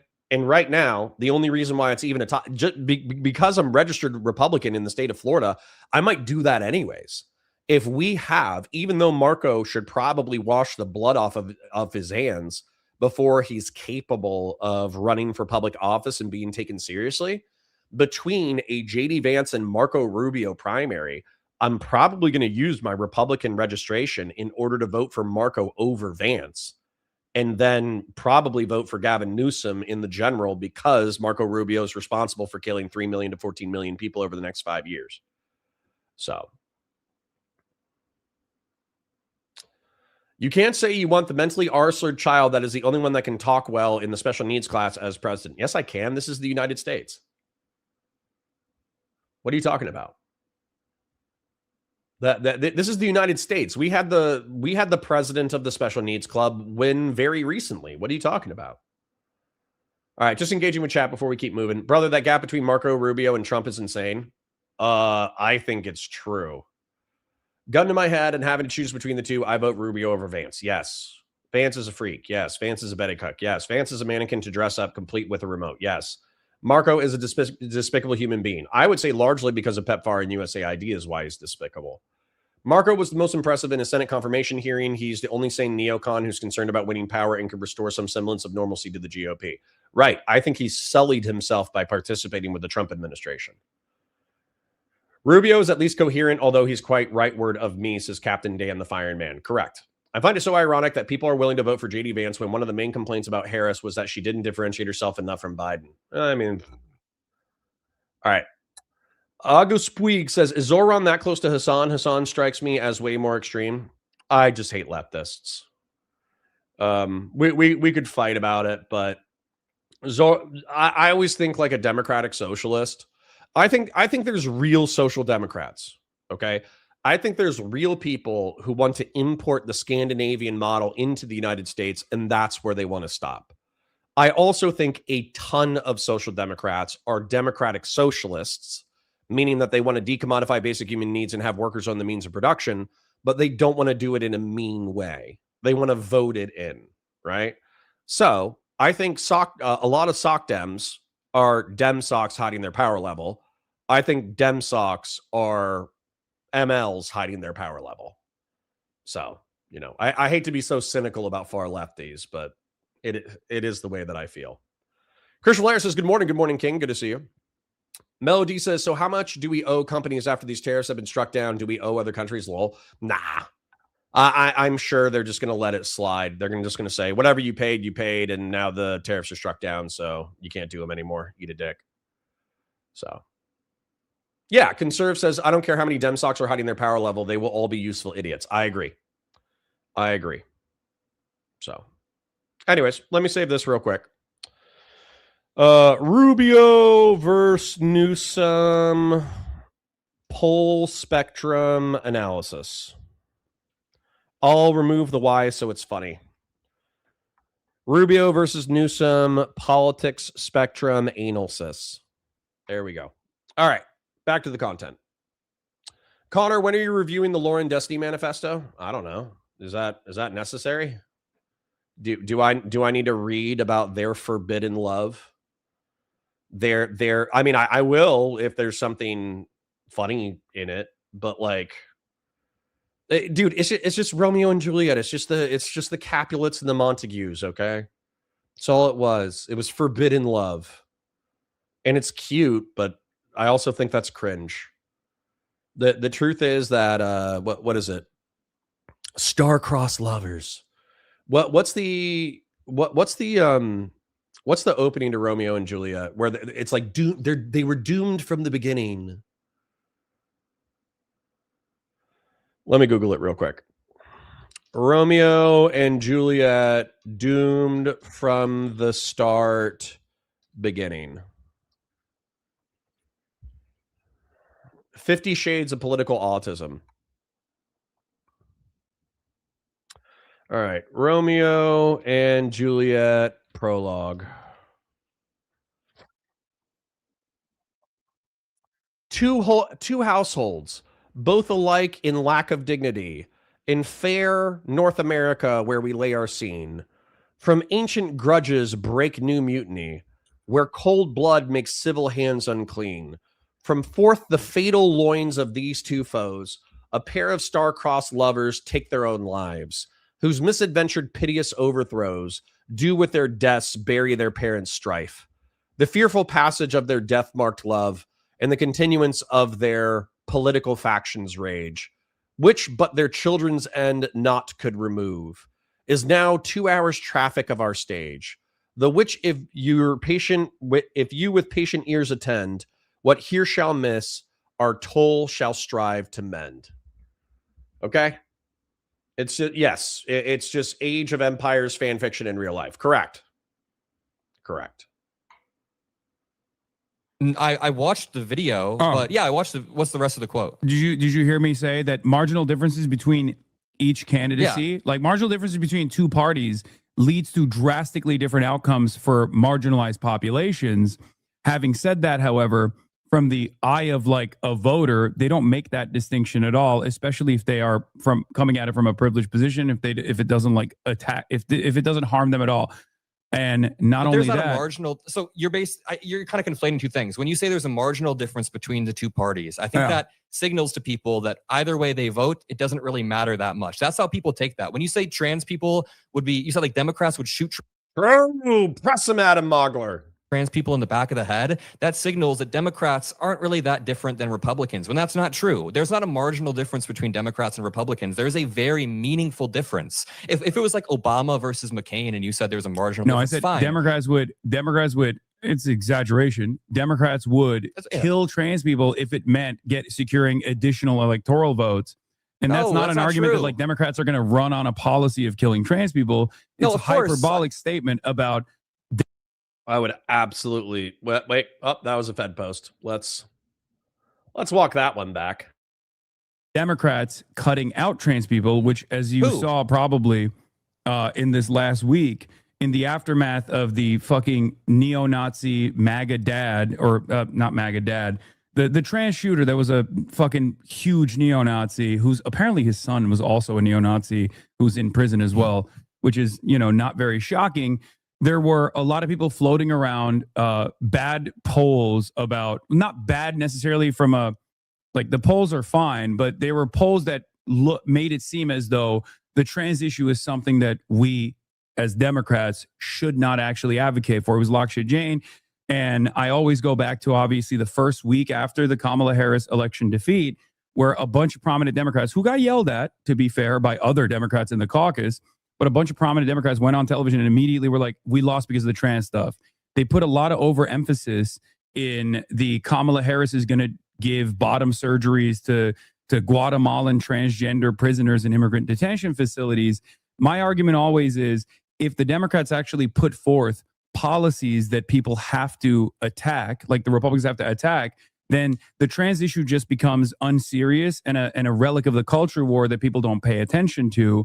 And in the absence of definable policies that you can associate with the Democrats, they become very defined by what their enemy, the Republicans, define them as. Yeah. So, Sacred Snow says, I'm late and gay and out of the loop on this interview debate. Does Hasan know Moggler is a part of DGG? Probably not. And I think this is the thing with the clout. So Christian Blair's was saying, I don't know why Adam Moggler is playing with such kids' gloves. Yes, you do. It's the same reason why I talked to JF Gary Epi, or the same reason why I would talk to Richard Spencer, or the same reason why I would talk to Nick Fuentes, or the same reason why I would talk to Hasan Piker, right? It's not because I think that I'm actually going to convince those hardcore hyperbolic people. It's because I'm hoping to chip away a few people from his audience, and I'm hoping to lay bare and expose the lack of logic within their own positions that then makes them look silly to their own audience. And so Adam Moggler is doing it in a very gentle and kind way. But the truth is that there are probably more progressive lefties. There are more leftists who will be more friendly to Adam Mockler, more likely to engage in his content, more likely to see the way that he sees the world going forward, because he didn't come in here like a spurg and try to throw elbows and rip his face off. He came in here actually trying to articulate what his beefs were with his platform were without being an asshole about it. That's all it is, right? That's all it is. He's not fighting for Hasan. He's fighting for the audience. Bud123 says Connor should lift weights on stream. Unfortunately, today is leg day, so I will not be doing legs on stream. What I've been doing is I've been taking kettlebells, and I've been doing deep squats. Deep squats.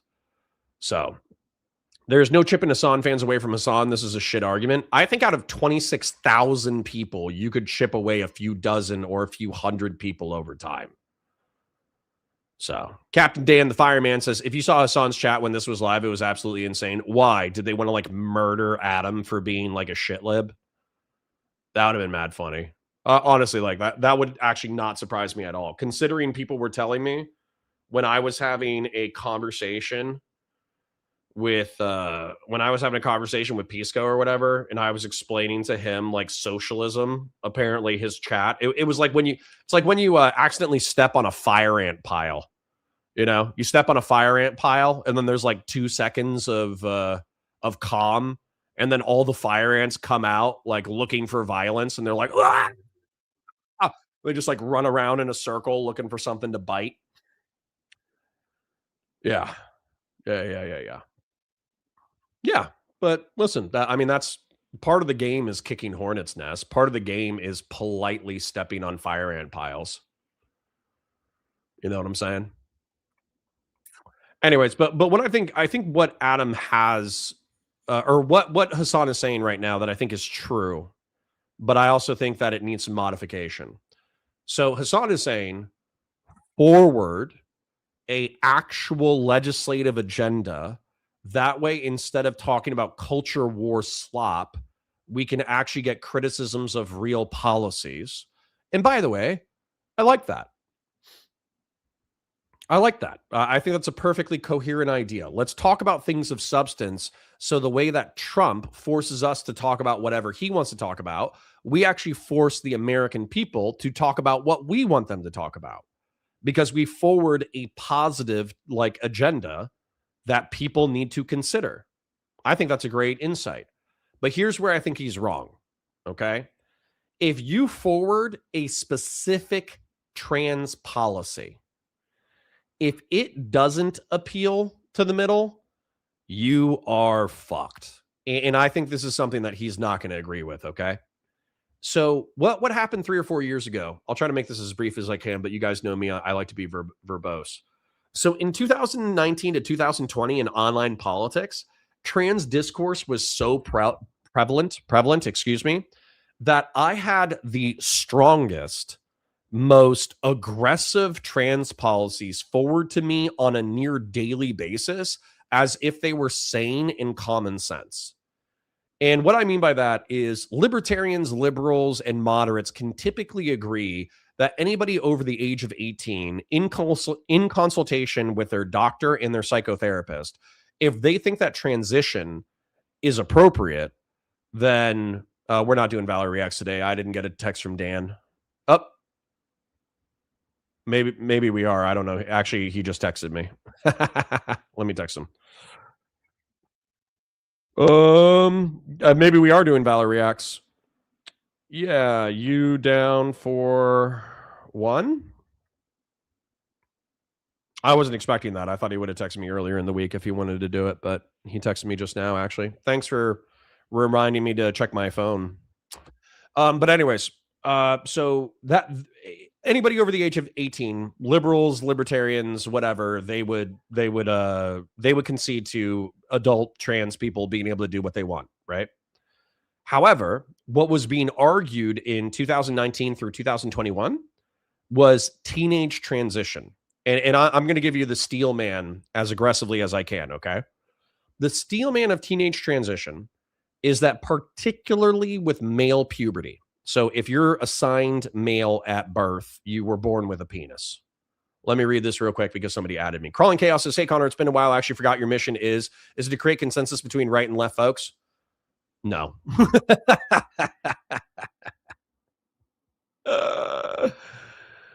I was in the middle of talking about trans teenagers. And you were like, hey, Connor, what's the point of the community of girl hottest? Here it is. We don't have to agree on everything. We just need to get the sane people to start talking, okay? If we can chip away MAGA people, if we can chip away Tim Pool contrarian right people, never Trump Republicans and neoconservatives, sane liberals and sane progressives, and if we can create a coalition of grill hottists, people who are extreme about being normal, then we can rob political energy from the far left and the far right. That's my mission. Thank you for asking. Anyways, trans teenagers. So here's the Steelman argument, is that if you're assigned male at birth and you have testes and a penis and you go through a male puberty, then effectively it's hardcore. Like your shoulders are going to be wider than your hips. You're going to have thin hips. Your dick and balls are going to get bigger. You're going to get hairier. Your brow ridge is going to become more pronounced. You're going to have like a different like hair profile, all that kind of stuff, right? So if you try to transition when you're 18, if you're trying to transition when you're 18, that's going to be harder than if you try to transition at 12 or 13 with puberty blockers. And there are people on Twitter who were insistent that they knew not only did they have persistent gender dysphoria, they knew that transition was the right course of action for them to for them, right? But the argument from the other side is, hey, there's so many people who are desisters. Why is this topic even relevant with all the other bullshit going on? Because Hasan Piker is saying that you need to take positive policy positions. And obviously, if trans people are a positive policy position that you need to take a position on, then as soon as you make a statement one way or the other, you leave yourself vulnerable to criticism. That's why. So hold on. Let me show you the vulnerability and criticism, though. So when it comes to trans teenagers, so we heard the Steelman for why people need to be able to transition as teenagers. But the counter argument is that there are so many people who desist. Okay. So many people who they have gender dysphoria in their late, like starting at 8 years old to 13 years old. But then there's a study out of Canada, allegedly, that shows that 80% of people who encounter gender dysphoria during their youth, they end up acclimating to an adult, cis, homosexual personality. Okay?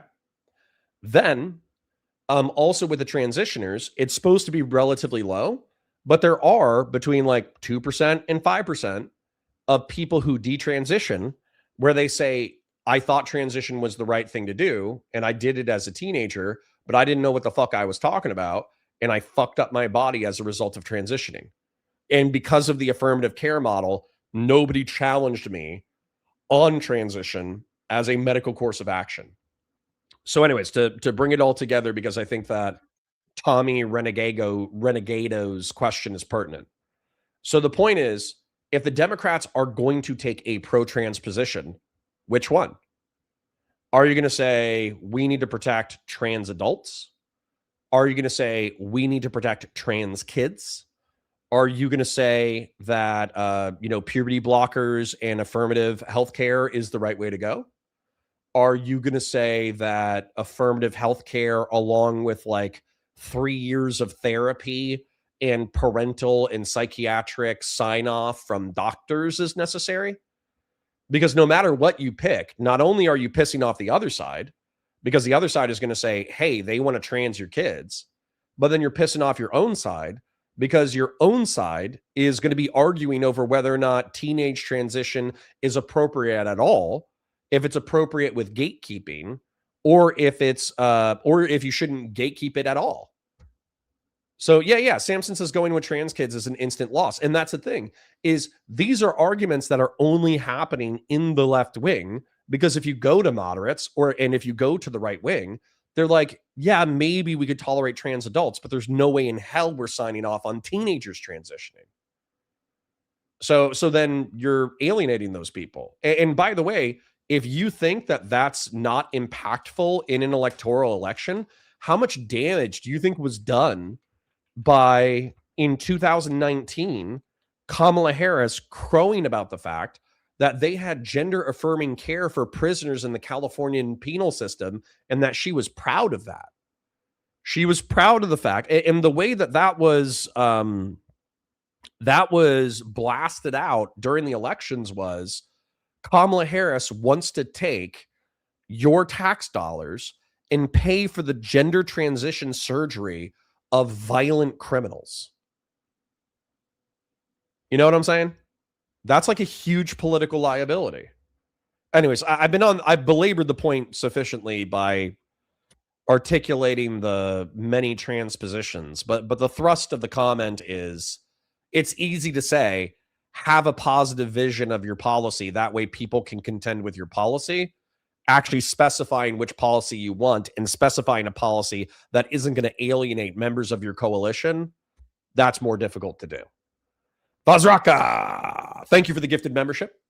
Like the stream, share it with your friends, engage with chat, super chats if you got them, memberships if you got them. Apparently at 1 p.m., we're going to be moving into Valor Media Network, or Valor Reacts, excuse me, over on Twitch. So take advantage of what we're doing right now. We've hit one goal today, which is a little bit slow for us, but we're also only halfway through the stream. But we also had oil, and I want to thank everybody who donated so far.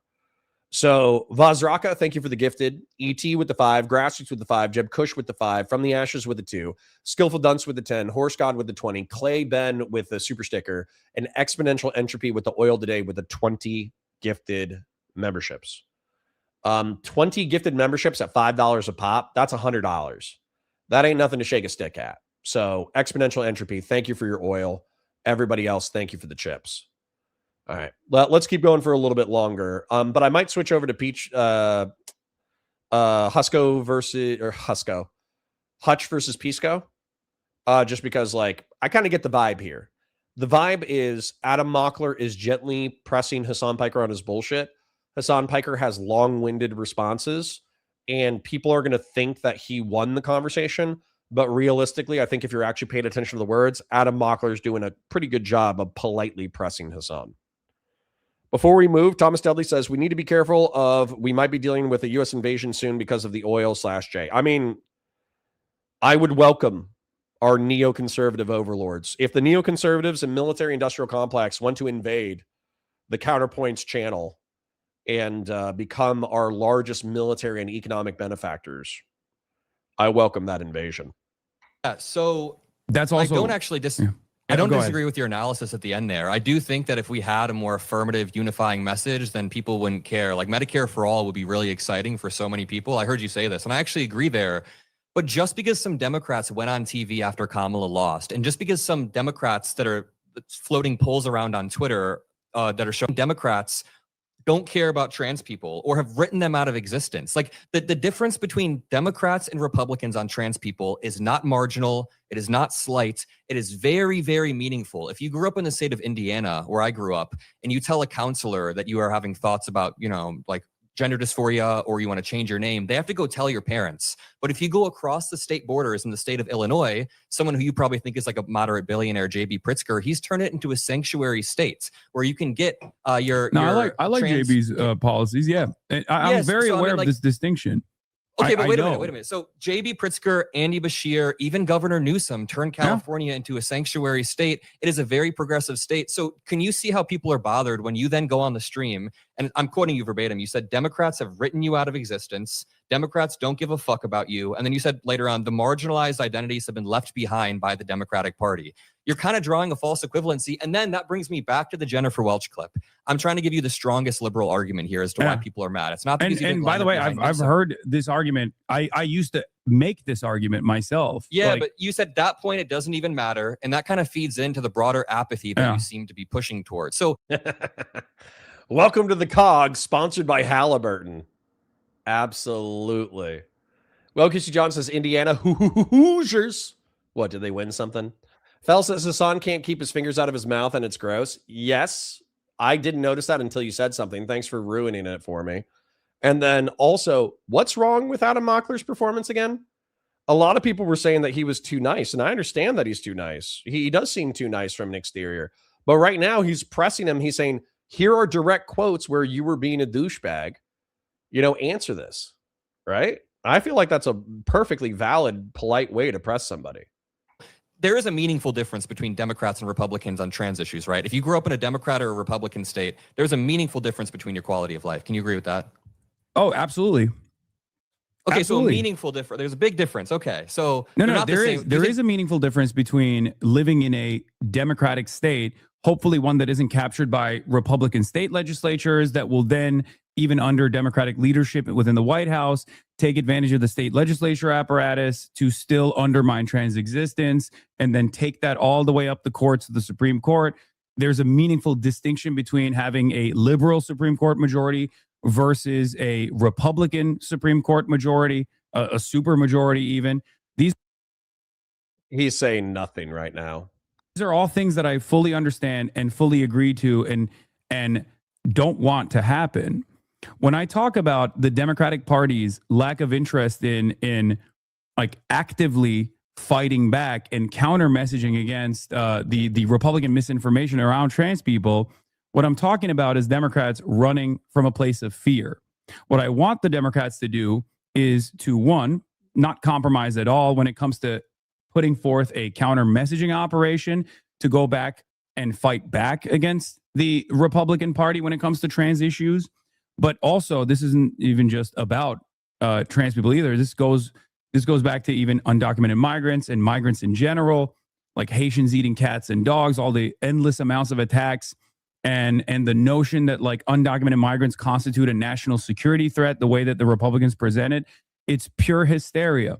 Something that I've told Democrats over and over again, urged Democrats over and over again, even when Joe Biden was president early on, down to the DNC where I talked to them directly and told them to address over and over again with the hopes that they would, at the very least, push back against this so we wouldn't have seemingly a more like a bigger mandate, a bigger popular mandate for Donald Trump on issues such as that. That's not even true. It's not even true. Dude, am I tripping? I feel like the border crossings under Biden were like at 30-year highs, and the amount of people admitted into the country were at 30-year highs, and that during the election, immigration was like top 3 topics. So border crossings by year since 2000. Yeah, dude, look at this shit. Historical illegal border crossings. This is 200K. So it looks like in 2000, we had a spike. Then we kind of had a taper. Then it went down from 2010 to 2020. Then it looks like in 20, we had an immediate spike after the election. And then it looks like during Biden's presidency, it was like 200K a year. So it was like 1 million people. So if you want to say, okay, well, if you look at the crime stats or whatever, then disproportionately illegal immigrants are more likely to be economically productive individuals than they are likely to be criminals. I'm with you all day, dude. I'm all about annexing Central and South America in a mostly peaceful but fiery way that makes our continents, Central, North, and South America, great in perpetuity. Make the Americas great again. Make the Americas great forever. Magfef. That's what I want. But yeah, just pretending that like immigration wasn't a concern and that the Democrats should have countersignaled and said, "Hey, don't worry about it. Don't worry about it." I don't think "don't worry about it" would have been a viable political campaign strategy. Vencer Neal says Colorado Supreme Court just struck down Trump tariffs. Good news, kind of. No, I mean, we were celebrating that earlier in chats, Vencer Neal. Yeah, it's great. It's great. That's actually the separate branches of the American government holding each other accountable. Latino futurism, indeed, Jeb Kush, indeed, that's what I want. But I think Hasan is kind of an arsler, and I think that he has three main topics, which is Israel, Palestine, trans people, and mass deportation of Hispanics. Hasan using $10 words while dodging debt collectors, lol. Damn, bro, he's just like me, for real, for real.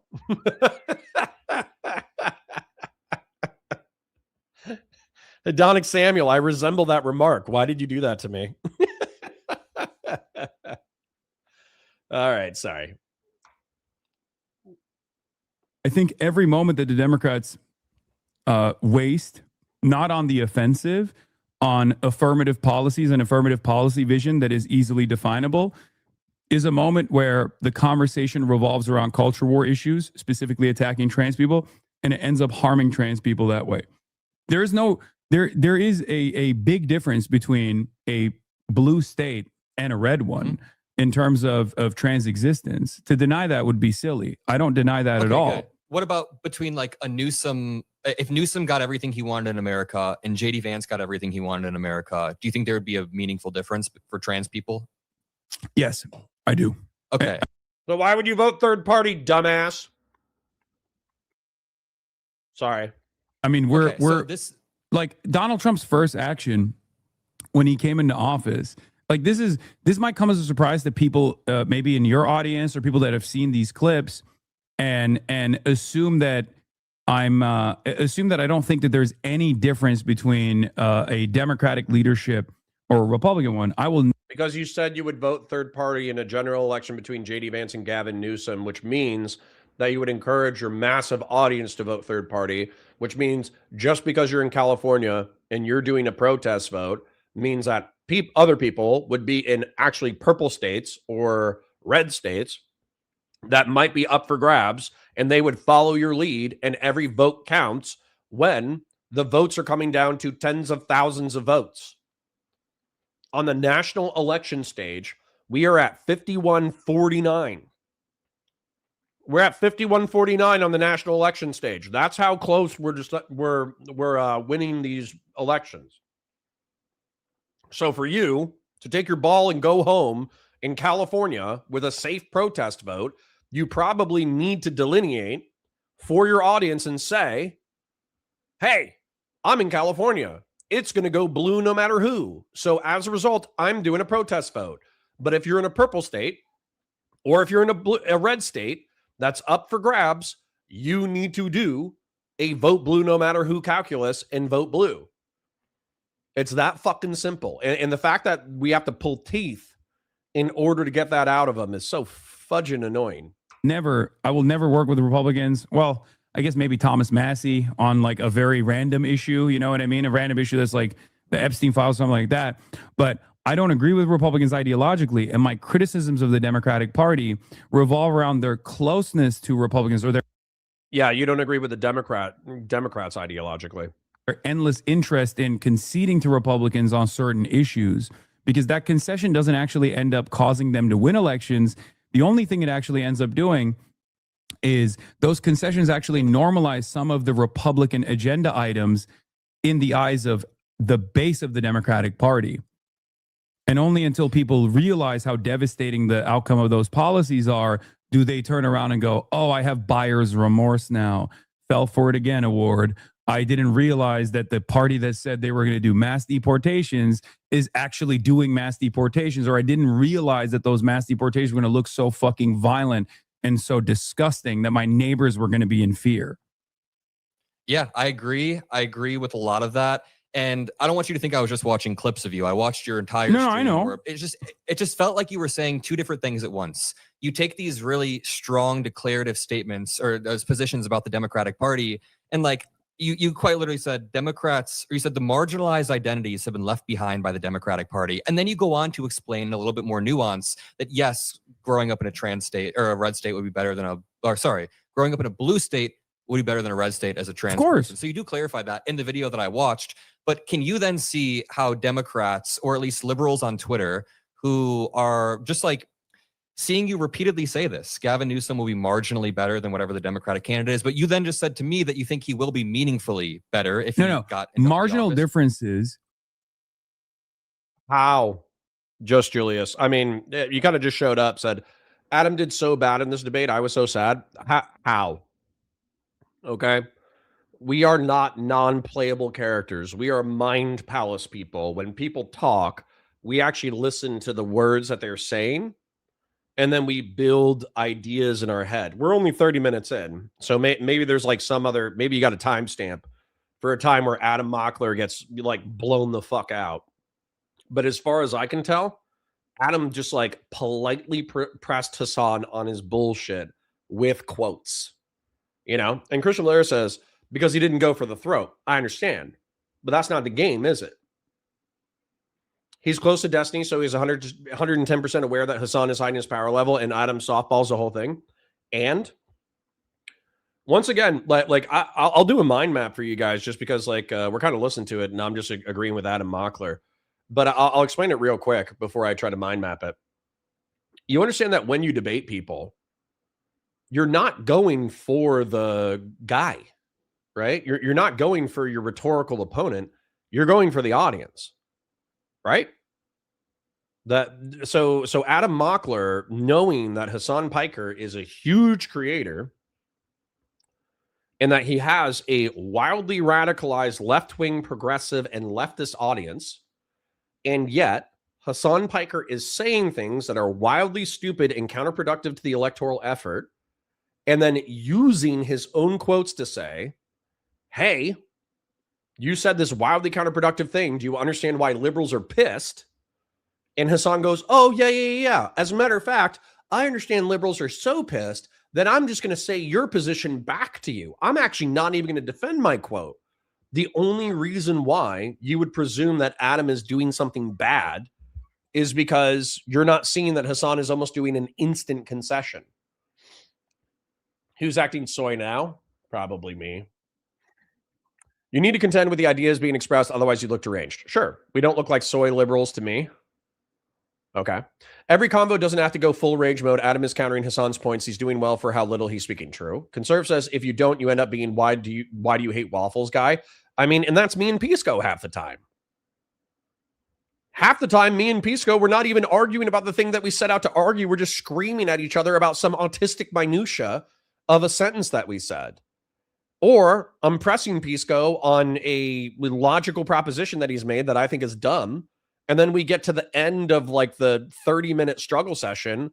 And then Pisco goes, I don't know about that. How is that any better? Like, how would a screaming struggle session resulting in Hasan being cornered and then Hasan being like, well, I just think it's a agree to disagree moment. How would that have helped?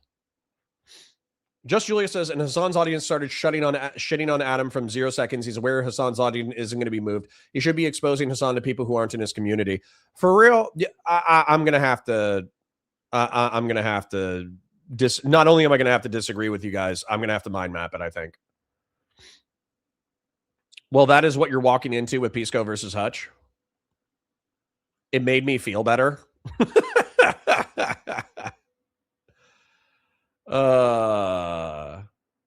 Okay.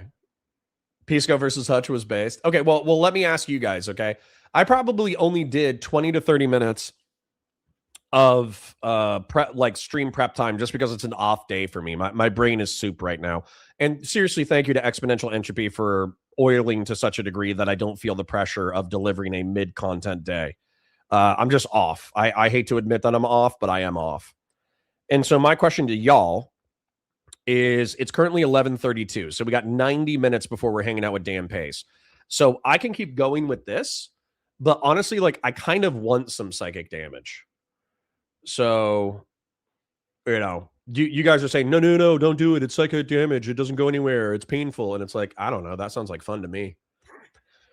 Conserve says the people who are disappointed in Mockler have Hasan derangement syndrome and are unlikely to listen to the words being said. They just want clippable moments. TikTok brain needs epic pones. I mean, I have Hasan derangement syndrome. I hate Hasan with my whole being, but I still think that there are different strokes for different folks, guys. Plurality of tactics. Dunk fests are not the only way to have political conversations. Fashion 40 says, the only issue I see with Mog and Hasan debate is that Hasan's audience don't give a fuck about liberals. Look at the original stream and look at the chat. No. I want to show you this. Just Julie says, you want psychic damage? I really want to set up a policing in America debate with you. DM me on either Twitter at NeoCounterConnor, NeoCounterConor, or on Discord. Fellrunner, I see you in chat. Can you plug the Discord real quick? And let me, I'm sorry. We're only 30 minutes in, so I'm not really seeing Moggler getting mogged here. I do understand it's a 3-to-1 talk time with Hasan Piker, but that doesn't feel good to me. That feels evasive. Christian Blair says, after you and Dan finish Black Hawk Down, what are you moving on to? I don't know. Saving Private Ryan, Hacksaw Ridge, Full Metal Jacket. You know what'd be so funny is Generation Kill. You know goddamn well if it's taken us like 50 hours to get through Black Hawk Down, where it takes us an hour to react to 6 minutes of Black Hawk Down. You know full well Generation Kill we would just be doing for like the next year, because it's an HBO miniseries. Conserve says, you and Dan abandoning the Aliens when you started? No, we finished Aliens. If you didn't catch it, my apologies, but we finished Aliens. Warfare would be amazing. We should do Warfare. All right, anyways, let me play this while I do a mind map. We'll talk about... Will QC John says, why would you plan that far out? They've been on Black Hawk Down for 12 years now. It's so true, dude. All right, sorry for yapping. I know I'm losing people right now. But for those of you who don't know, we do something called Valor Reacts on Fridays, okay? So on Valor Reacts, because it's Friday and it's chill, I got this guy named Dan Pace. He's a Special Forces veteran and a book author. He hangs out with me for an hour on Twitch, on Counterpoints on Twitch. So if you're not following that, you should follow that. And what we do is we react to movies because Twitch doesn't have the same the same like copyright auto block thing that YouTube does. And so we only get like a dozen people. So it's not like a big community thing, but it's still really fun. Basically, what we're doing is we react to the movie. We pause every 30 seconds in order to break it down. But because Dan likes to yap and I like to yap, I shit you not. Last week, we're like, we're going to do good. We're going to let 3 to 5 minutes play and we're going to take notes. And then as a result, we're not going to interrupt the movie every 30 seconds and then take 10 minutes, take an hour to talk about 10 minutes. And that's what we promised each other last week. And last week we made it through 6 minutes of content. So, yeah. All right. Anyways, yes. Fellrunner says real grillers come by and say hi on Twitch later. True. All right. But for the sake of flow, let me do a mind map for this because I think you guys misunderstand what's going on here. Or you don't trust Adam to do it. And I want to steel man Adam before we move on from this segment, okay? In terms of policy, in the way that they communicate it. Like Gavin Newsom, I don't know what he's going to run on in terms of, defending trans people, right? Like, I don't know how big of a part of his advocacy this will be. I can only look to what he's trying to do, what he's trying to present himself as right now, right? Because we can look at... Short says Connor is basically the white version of a black woman in a movie theater. Yes. I'm achieving my racial revenge. His experience as a governor in California, but then if there is a significant difference that he's communicating now because he has ambitions in higher office, it's only causing to assume that he is going to probably pivot, like many other Democrats, to this mythical this center for the mythical moderate voter. Do you think that that's an unfair assessment? Let's just start there. Yes, First of the all. mythical moderate voter exists. That he shouldn't pivot to the center. No. That judging by what's the position between what Just Julia says, here's a little bit of oil because I've been quite argumentative with you recently. Thank you, King. Thank you for the chip. kind of trans protections that he has signed into law when he was the governor, when he is the governor of California, versus how he's communicating now about certain aspects of trans identity and trans issues is probably a pretty reliable way to comprehend whether or not he is going to pivot to the center on trans issues a little bit. No, I don't think you don't think conflate the way he talked. No, I don't think you can conflate the way he spoke to Charlie Kirk on the podcast with the way that he's actually ruled California. There is a very, very meaningful difference between the way that he's ruled California versus the way that Republicans would. And here's oh no, I don't even I don't disagree with that. The reason why I'm asking that is but here's the problem. There's a category error happening here where you keep saying that there's a marginal difference between the parties. And I get what you're saying. I totally get what you're saying. You think there is a marginal policy difference between the parties because you think Democrats should be farther to the left and stand up for this stuff. But when you say that, a lot of liberals think that you're arguing that there's a marginal difference in outcomes. And you are conceding right here, there's not a marginal difference. No, there's not a marginal difference in outcomes. Okay, so I think that needs to be clarified more because that does kind of draw some apathy between voters. But going back to Gavin Newsom, no, he has quite literally changed the way California looks at trans people. Just because he gave an insufficient answer on Gavin Newsom's podcast doesn't lead me to believe that he's going to entirely throw trans people under the bus. Let me just go through this. He no, hold on, not entirely, but do you feel? And I'm not trying to debate you on this. I'm just asking you sincerely. Do you think that it is indicative that there is at least in the way that he's communicating, a pivot to a more moderate position on trans issues because he calculates this as more electorally viable? No. Was he asked about trans issues or trans sports in particular? The pieces that I've seen is mostly talking about trans sports and saying that trans sports is a bridge too far or something like that. Yeah, and that can totally be insufficient for your worldview, and you can say that is not sufficiently progressive enough. But I think that to say that Gavin Newsom, because he said that to Charlie Kirk, that nullifies the way that he's actually ran in California. You're using that one comment. It doesn't. Okay, I don't think it nullifies the way in California. Making an assessment off of. Newsom has signed a law. Sorry, I'm making an assessment off of. I know Gavin Newsom, just like Andy Bashar, who I have given tremendous props to, more so than Gavin Newsom because he's doing it in fucking a Trump 35 state, right? Trump plus 35 state. Yeah, he's holding with a hostile state legislature too. So it's it's infinitely more difficult. He actually shows the rest of the Democratic Party. I use him as an example to show the rest of the Democratic Party that you don't have to be compromising. And the way he's talked about trans people is actually wonderful. Where he says these are, Christian. These are my neighbor. God teaches me love my neighbor, not to fight my neighbor. I remember when he stood up at that state legislature member where he was like, "You have to apologize to these constituents. These are your constituents as well."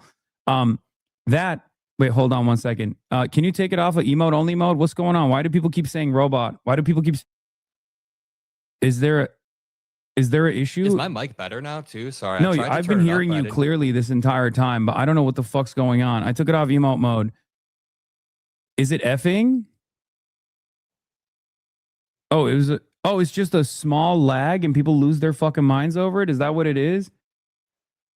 Liberals and leftists are agreeing, so the deep state's taking us down. They're like, we can't have agreement on a stream between the two factions. It's stuttering on Hasan take him down. Huh. You've been lagging for the last 5 minutes? Okay. No. Okay. I've gotten what I need to get out of this, but I need to show you guys. Is lag Connor or Hasan? It's them. So, anyways, this is what I want to point out to y'all because I think you guys are playing the game wrong, okay? Adam Moggler has 1.85 million subscribers on YouTube. Weirdly enough, despite doing it for substantially shorter amount of time, he's hit his niche and he's hit it hard.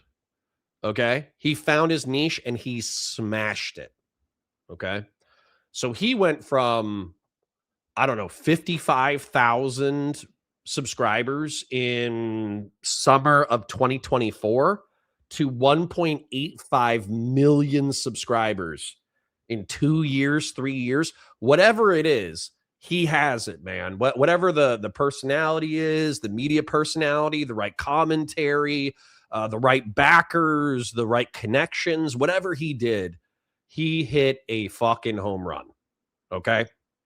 So this ninja got 1.85 million subs in 2 years. What a generational run. Okay. For post-recorded views, he gets 250,000 to 750,000 post-recorded views. He has sex appeal.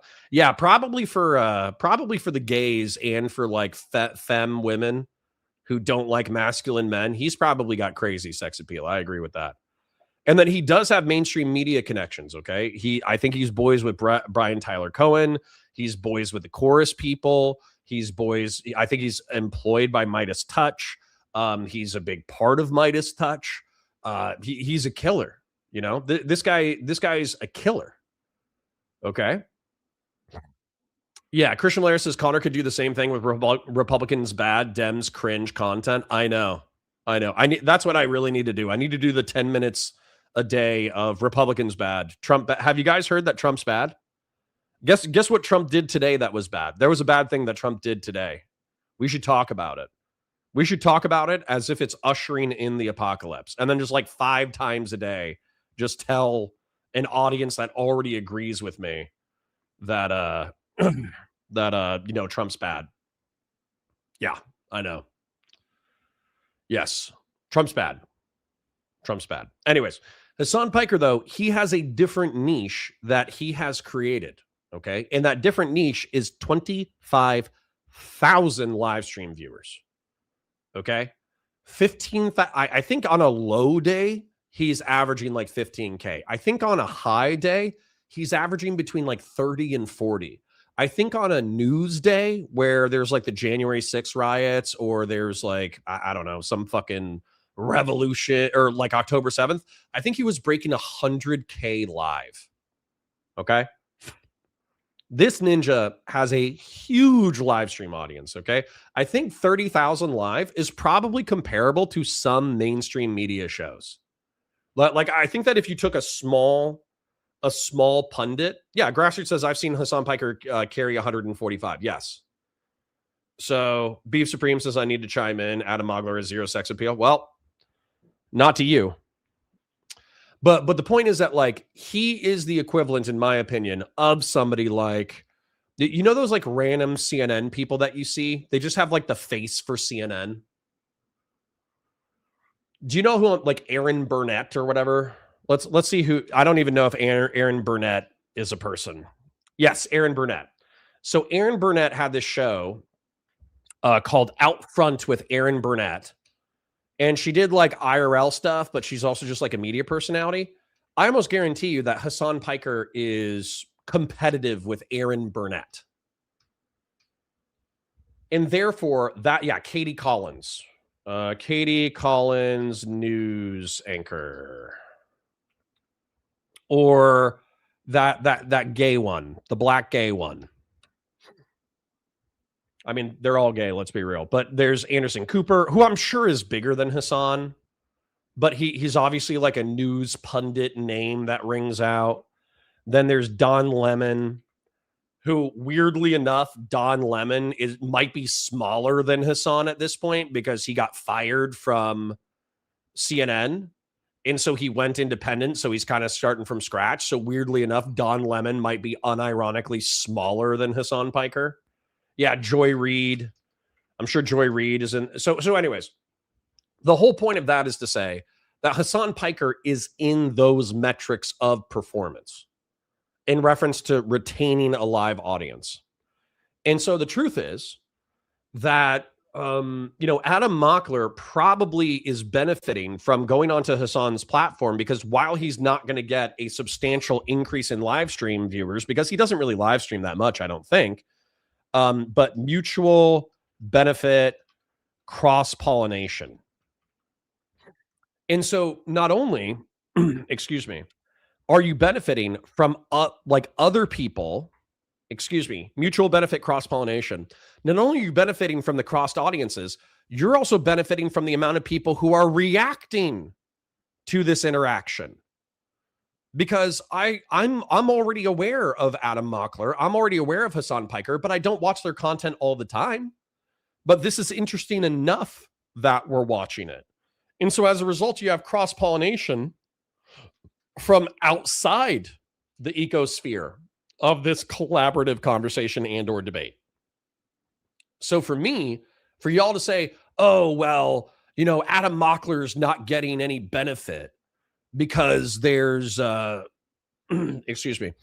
because out of the 25,000 Hasan Piker views, 95% of them hated Adam Moggler. That's not true. That's not true. Even if 5% were now more into Adam Moggler because of the way that he argued, that would still be great.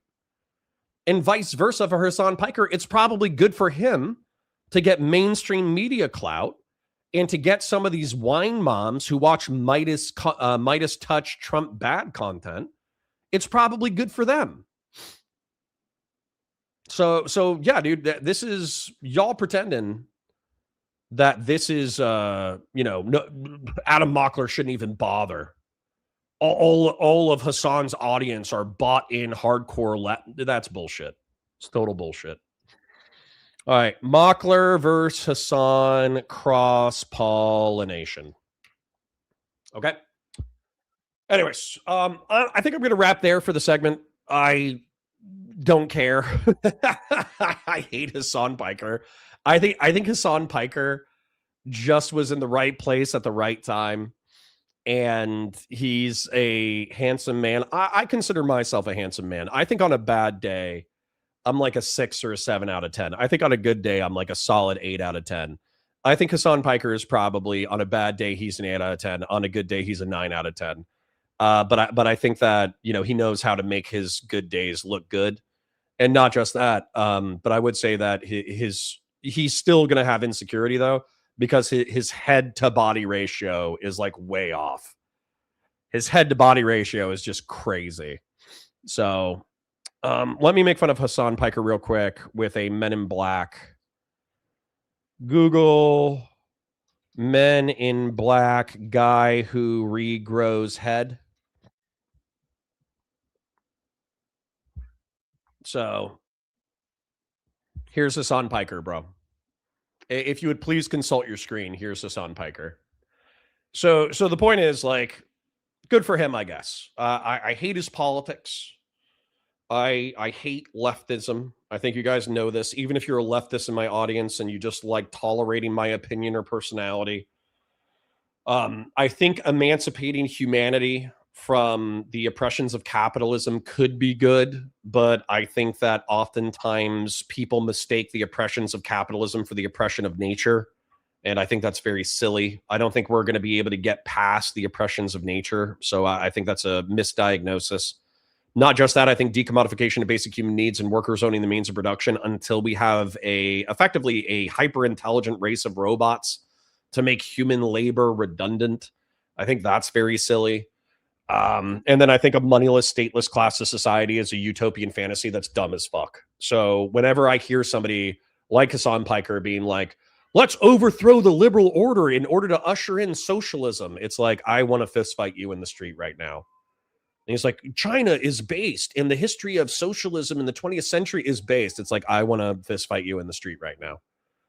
So Chort says, so basically you're not sure if emancipation is a good thing. I got you. Yeah. How about this? South Park Emancipation Proclamation. Let me go to this one. Our sources have told us that the Canadians are preparing for our invasion, so we must use caution. Each battalion has a specific code name and mission. Battalion 5, raise your hands. You will be the all-important first attack wave, which we will call Operation Human Shield. Hey, wait a minute! Now keep in mind, Operation Human Shield will suffer heavy losses. Battalion 14, right, you are Operation Get Behind the Darkies. You will follow Battalion 5 here, and try not to get killed, for God's sake. Are there any questions, men?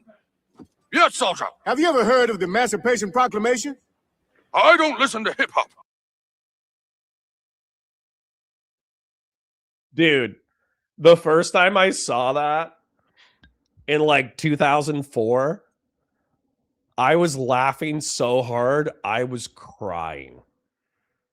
Like, I could not think of how to have the Emancipation Proclamation come up in a natural conversation, but I've basically been waiting 20 years to have somebody say, like, have you ever heard of the Emancipation Proclamation? And then for me to just be like, I don't listen to hip hop. Like, I've wanted to hit somebody with that for 20 years, but there's never been a natural time that the Emancipation Proclamation has come up in conversation.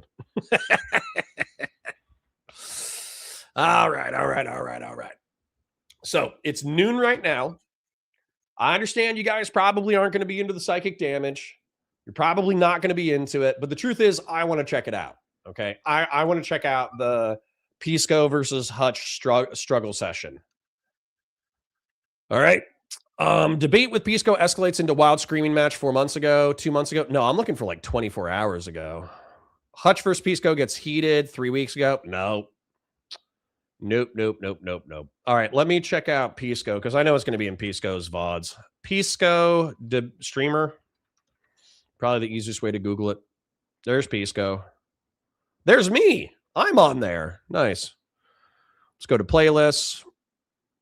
Let's go to VODs. Let's go to yesterday. Just guys, in and out. 20-minute adventure. Okay? 20-minute adventure. It'll be fine. Come on, Rick. Come on, Morty. In and out. 20-minute adventure. That'd be like fake. I just don't see. Is there an inconsistency in saying his belief about Chorus and also saying he wants to mend the bridge with Brian, except for the fact that it would probably make it less. Do you guys want me to fast forward like an hour? The only reason why I would say we should fast forward an hour is because I kind of already know the. I heard the argumentation. I was watching a little bit of Steven's coverage the other day in reference to this, and what I would say is that how do I phrase this? I'll do an intro in a second in order to get like us into it. But what I saw happen when Steven was covering the debate was Hutch came in and he said, hey, Hasan Piker is overtly playing liberals.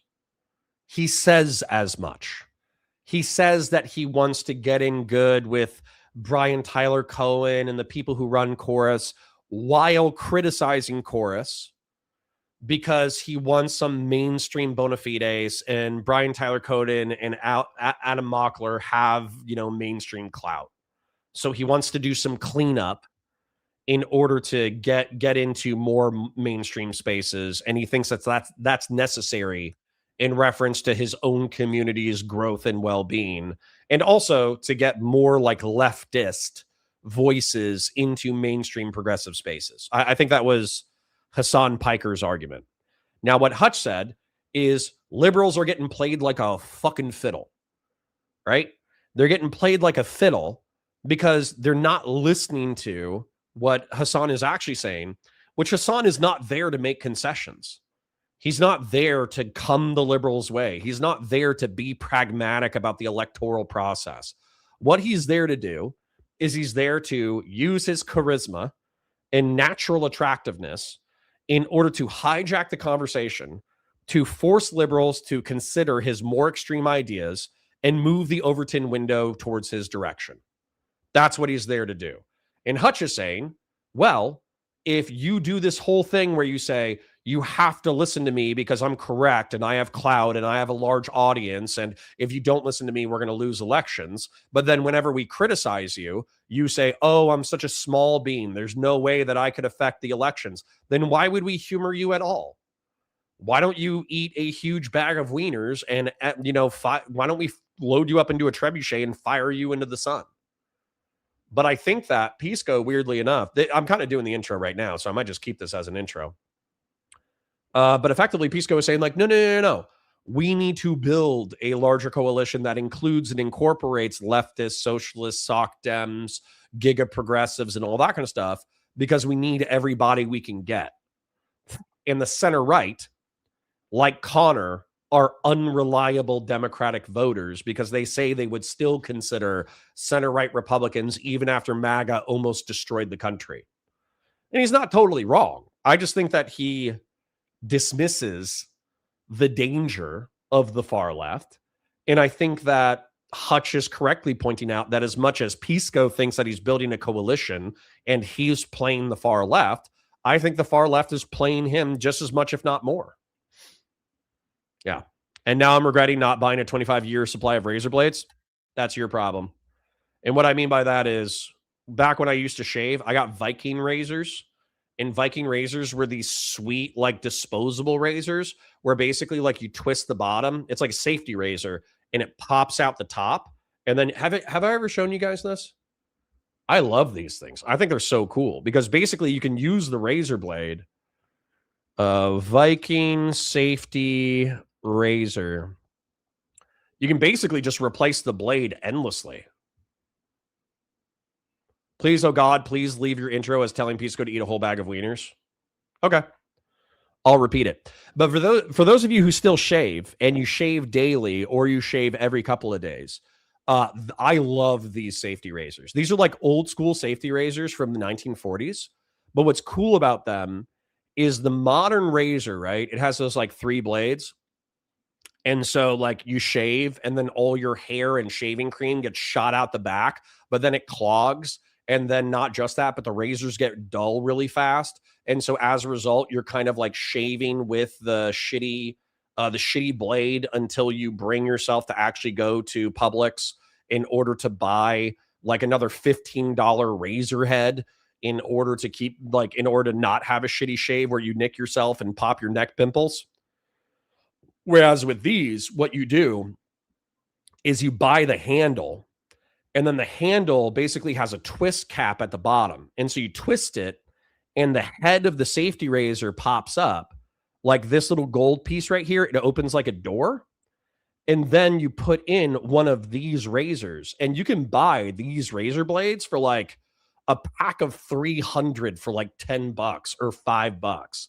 And so as a result of that, not only do you get like shitloads of razors so you never run out, but you can effectively, like, the second that you feel your blade being dull at all, number one, you can switch sides because it's double-sided. But once you feel both sides getting dull, you just throw that razor out and you grab another one. And then you have like a instantaneously super clean, super sharp shave. So anyways, if you've never used one of these before and you have to shave for work or whatever, I cannot recommend this style of razor blade enough. Like Gillette's for people who are so normie that they don't even realize that there's other options. So anyways, let's do an intro. Let's get cracking. And I'll try to repeat that Pisco should eat a bag of wieners in my intro. Okay. So let's just get an hour. I'm going to have to go use the restroom in a second. But let's just try to get an hour of Pisco and Hutch brain damage. And quick shill, like the stream, share it with your friends, engage with chat, super chats if you got them, memberships if you got them. We did only beat one goal today. We got 20 minutes left in our goal. However, there were Oilers in chat, and it's a weird day, so I'm not worried about it. I do want to thank Exponential Entropy again for his oil. Clay Ben Trees, Horse God, Skillful Duns, From the Ashes, Jeb Kush, Grassroots, E.T., Vazraka, Hedonic Samuel, and Just Julius for your chips and for your oil. So, like the stream, share it with your friends, engage with chat, super chats if you got them, memberships if you got them. My Parasocial, love you. Thank you for being here. Hi, guys. Welcome to Counterpoints. My name's Connor. I'm a science fiction, politics, and philosophy nerd, a Marine Corps and law enforcement veteran. I would argue a real Republican, and I got some brain damage for you today. I got Pisco versus Hutch. So this has been an ongoing theme in the left versus liberal versus leftist debate sphere. Hutch is a liberal. I like him. He's made some tactical errors recently in who he chooses to associate with. We could talk a little bit about that in chat. But overall, I do trust his earnestness. I do trust him to genuinely believe what he says and to be an advocate for the liberal cause. Pisco, I would say, is more progressive. He's still a liberal, but he's very progressive. And they're arguing about how they should create the coalition, whether or not whether or not Hasan Piker should be a part of it, whether or not they can use Hasan Piker as much as Hasan Piker is using them. And it's an important fight.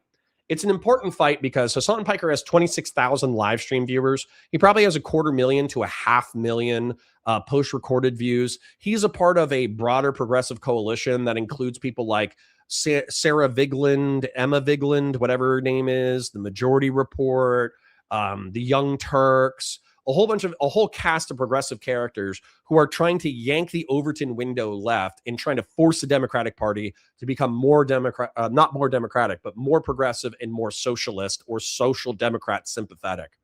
And the liberals are saying like, no, a lot of this turns off the center right, the center left. And so as a result, we need to build a coalition with people who are actually interested in liberal democracy, mixed economy capitalism, human rights, electoral policy, et cetera, et cetera. And these people are a bunch of virtue signaling and vice signaling douchebags on the internet.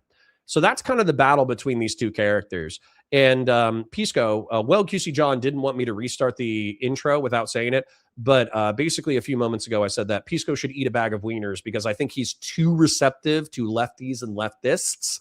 He's too friendly to them. He views them as too important within the coalition, the anti-Trump coalition. And so as a result, that's going to be the fight. I did fast forward at a healthy chunk. That way we can avoid some of the warm-up phase. Let's see what they got from here. A kind of different style of liberal compatible social insurance. And depending on what variation you're talking about with those different terms, I have different views on it. I'm not ideologically committed to the abolishment of private property. I'm not ideologically committed to, worker ownership of the means of production. I'm a pragmatist at heart. And that is with reference to the rights that I think people ought to have and be protected. That includes, in general, a right to own property. But certain government interests can, at times, override rights. Rights are never unlimited. So, in different contexts, you'll find me being more on the side of, the socialist policy. For example, I could see myself supporting single-payer healthcare in this country and basically getting rid of the market for private health insurance, or at least significantly curtailing it. And I would view that as fundamentally compatible with liberal values. I don't, just as I don't have a ideological commitment to nationalization projects, I don't have an ideological commitment to rights at any cost all the time, no matter what. So again, I'm a pragmatist at heart, and depending on what version of the word socialist you want to talk about, I'm happy to comment more, specifically. It's almost like Pisco should have listened to me when I was trying to highlight what socialism actually was, both from a historical and definitional context, instead of being like, yawn, I'm bored, my chat's bored. So annoying. Anyways, so Rob says, Cotter, you got to remember to schedule the philosophy corner again. I'm leaving in an hour, but we need to figure out a good time for This Is Water Part 2. Absolutely, King. Just remind me next week during the afternoon. I'll do it for sure. But what Pisco is effectively saying, and the reason why I'm so ready to jump in here is because I've had this conversation with Pisco myself, is that he's not a dedicated socialist. He's not. He doesn't believe in workers owning the means of production. He's not even like ideologically tied to it. And as we've gone over, that's like 50% of the definition of a Marxian socialist. It's decommodification of basic human need and workers owning the means of production. Now, that being said, he is for decommodification of basic human need. We talked about that. During our conversation, he was effectively saying like, it's reliant on what the market is able to provide. But if we could provide free food, water, shelter, and healthcare to every human being on the planet, why would I be opposed to that? And I understand. My problem is I think that socialists put the cart before the horse, where they want to impose that legalistically without having the logistical capacity to actually provide said goods and services. Whereas I think that social democrats and mixed economy capitalists, they say, yeah, we should get everybody food, water, and shelter, but that's dependent on our economy being productive enough in order to provide said services. And if we can't provide said services, tough shit. You should be a productive member of our society in order to obtain said services. So that's where I'm at. And then also he's saying, like, in general, I do agree with more lefty social democratic socialist policies, which is fine. But basically my frustration with Pisco, it's like, These things have hard definitions. We could have tougher definitional conversations where we make the lines between different ideologies clear. But I think that Pisco benefits from keeping the definitions and concepts muddy, because then he can always say like, oh, well, what do you mean by socialist? What do you mean by social democrat? What do you mean by decommodification? What do you mean by leftist? What do you mean by tanky? Like he can always play in the margins of the muddying of the definitions so he can keep his coalition as broad as possible, which it frustrates the fuck out of me. I'm gonna use the restroom. I'll be right back. Well, I think a really pointed way of getting at that question would be, I would just ask you, what do you think of when it comes to specific historical figures that followed Marx and pursued Marx's prescription? So if I throw some names at you, like Lenin, like Stalin, like Mao, like Che, like Castro. Bad. Well, so for Castro, dive into that. Yeah. So in general, bad. I mean, I don't support the Cuban regime. I think it's important, however, to keep it in context with like what they were overthrowing at the time in Cuba. Like, I think you make a decent argument. Yeah, true. I think you make a decent argument in Cuba. Like the oppression they were suffering under Batista and this, like the mafia owning all this shit was unconscionable. Same thing with Tsarist Russia. So it's easy enough for me to be like bad. It's kind of uninteresting, but I will say in general, I have a negative attitude towards the political dispositions of these communist leaders, including Lenin, including Trotsky, including Stalin, to the extent that I know them.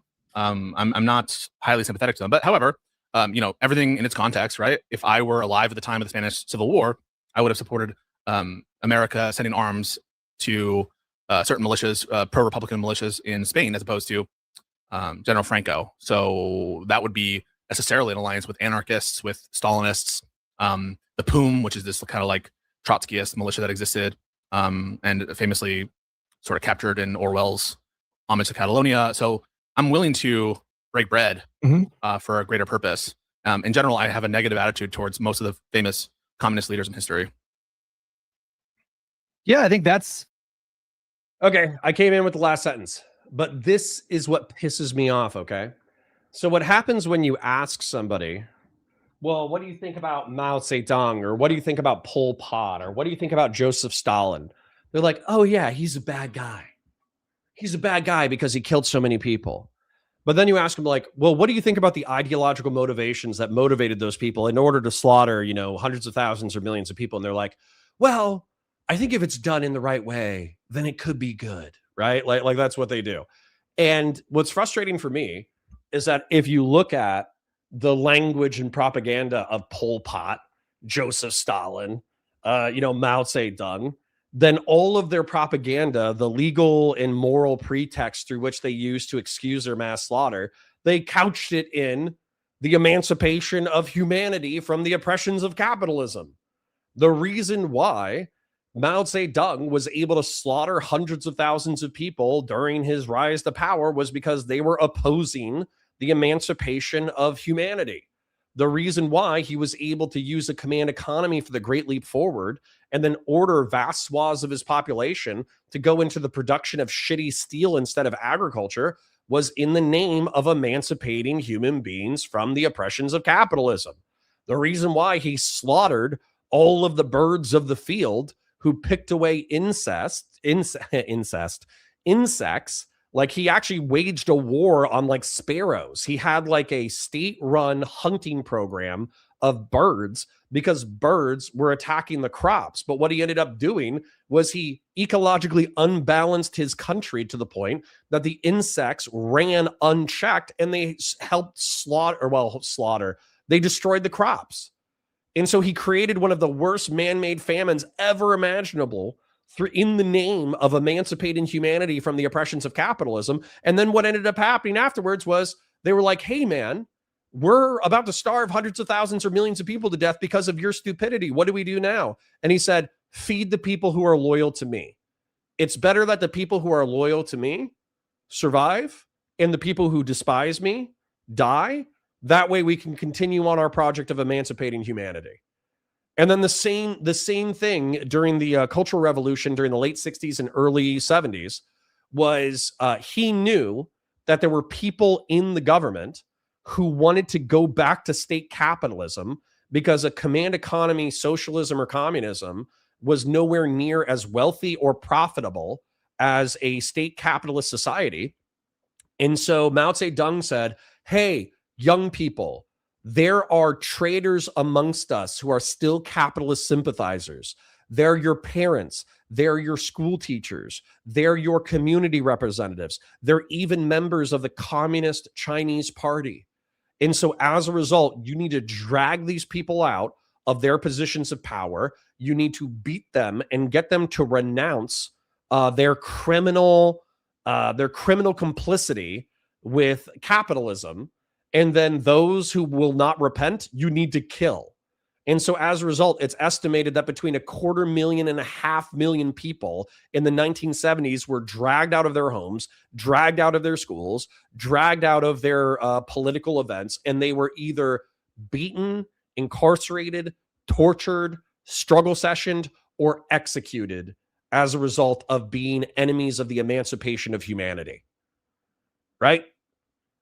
So, yeah, fun fact. One of the elites that Mao arrested was Xi Jinping's father. Xi's father worked with Deng to get rid of Mao. Unsurprising.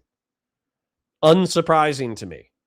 They were called capitalist roaders. Roaders. People who were going to put China back on the road to capitalism. And so, if you ask Hasan Piker about this obviously fucked up, tragic, malevolent, authoritarian, dog shit implementation of this ideology, he'll be like, it was pretty based. All of that is State Department propaganda. Not only is that State Department propaganda, but we should do the same thing here. Map Zedong, the librarian assistant? No, Mao Zedong, the communist revolutionary leader. I could run through the 20th century history of the Soviet Union, but this is where this pisses me off, because my parents were Cold Warriors. You know, they were raised in the Reaganite Cold War. They were raised during the collapse of the Soviet Union. So they had ingested enough anti-communist propaganda in order to be virulently anti-leftist. Whereas it seems like, because we have a lot of useful idiots in academia and pop culture who are sympathetic to socialism and to communism, effectively the next generation, the younger millennials and the Zoomers, they're like, yeah, let's try it again. And it's like, fuck you. Fuck you and the horse you rode in. Fuck you and the horse you rode in on, and fuck the horse that Hasan Piker is currently riding on. And we'll trust Vosh to do that. That's something that I think is very challenging and tricky. If you believe in liberalism and you feel somewhat alarmed that there seems to be a recent sort of growth in explicitly Marxist ideology in the country, it gets tricky because, to your point, the systems that these people were doing revolution against were brutal and like horrifying. Like Tsarist Russia was fucking brutal. Like when you had millions of Russian soldiers that were forced to go to the fronts of World War I and they weren't taken care of. Many of them didn't even have fucking boots. They were being paid like pennies for their service. Meanwhile, their commanding officers were making like literally 200 times more than they were, and they had fucking access to prostitutes, and their lives were not all that bad. And then you had Tsarist Russia violently cracking down on peaceful protests. In 1905, there was this priest that wanted to just simply ask for reforms, and they organized a nonviolent protest, and the Tsar ordered the police force and military force to just like murder like these people, I think by the hundreds or thousands. And so these things that they were rebelling against, it's like, yeah, of course, and Marx's critique of Nurgle says, I feel like I was taught in school that Lenin was base and Stalin was crazy. Well, Stalin is crazy. That's undeniable. Stalin was like a bank robber and a forcible robber before he climbed up in the criminal underworld before he got into politics. But wasn't like Lenin responsible for the liquidation of the Social Democrats? Or am I thinking of something else? Wasn't there the woman who popularized like bread and roses or whatever, and then she was killed by a part of the vanguard? I forget what it is, but that's if somebody could, maybe it wasn't Lenin, maybe it was a different vanguard guy. But I thought it was Lenin who killed the Social Democrats. Ranger Nation says the Red Scare arguments are pretty weak. Instead of talking about the merits about why it doesn't work altogether.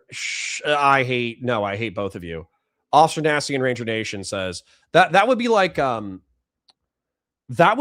if I was talking about fascism and I was saying, hey, Hitler, Mussolini, Franco, Pinochet, they're all pretty evil and they were all fascists and they all believed in Gentilian fascist philosophy. And you were like, no. Talk about why Giovanni Gentilian fascist philosophy doesn't work, because I feel like appealing to the authoritarianism and mass slaughter in police states that these people ushered in isn't a good argument.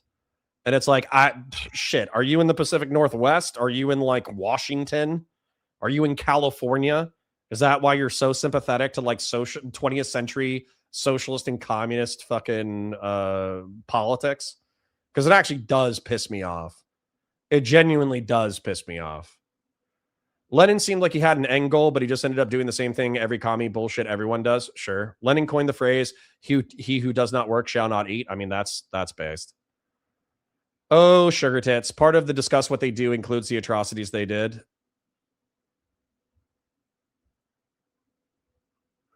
Ranger Nation Dubs literally says the Red Scare arguments are pretty weak instead of talking about the merits about why it doesn't work altogether.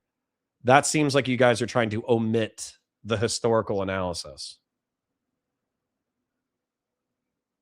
Okay. Snurgle says, honestly, don't remember. I just remember being taught that the Tsar and Russia were horrible and Lenin overthrew them and the movement was taken over by Stalin. I mean, that's probably descriptively accurate. Anyways, back to communist sweeping. Capitalism at the time, like most of those critiques have held up, but at the time he was looking at, industry that was starting to ramp up, and the conditions for the workers back then were like so unimaginably horrible in the modern context, 12-hour workdays or 14-hour workdays, and the zero ability to unionize. Anytime they tried to do any kinds of strikes, the police would come in a lot of the times and violently crack down on those strikes. And so, it's not that his critiques were wrong, or it's not like many of them haven't held up, but I hear you. So yeah, it does get complicated when you're trying to push, liberalism over socialism, because they're not necessarily wrong about exploitation. But yeah, I hear you. I just we have to always remember that our emotional reactions instantly, which I do have a negative one to a lot of these communist leaders. I'll let you in on something. I don't know if I told everybody, but it's not wholly the reason why I was born in this country. But one of the reasons why I was born in this country is the existence of a Maoist insurrection in Peru by the Shining Path.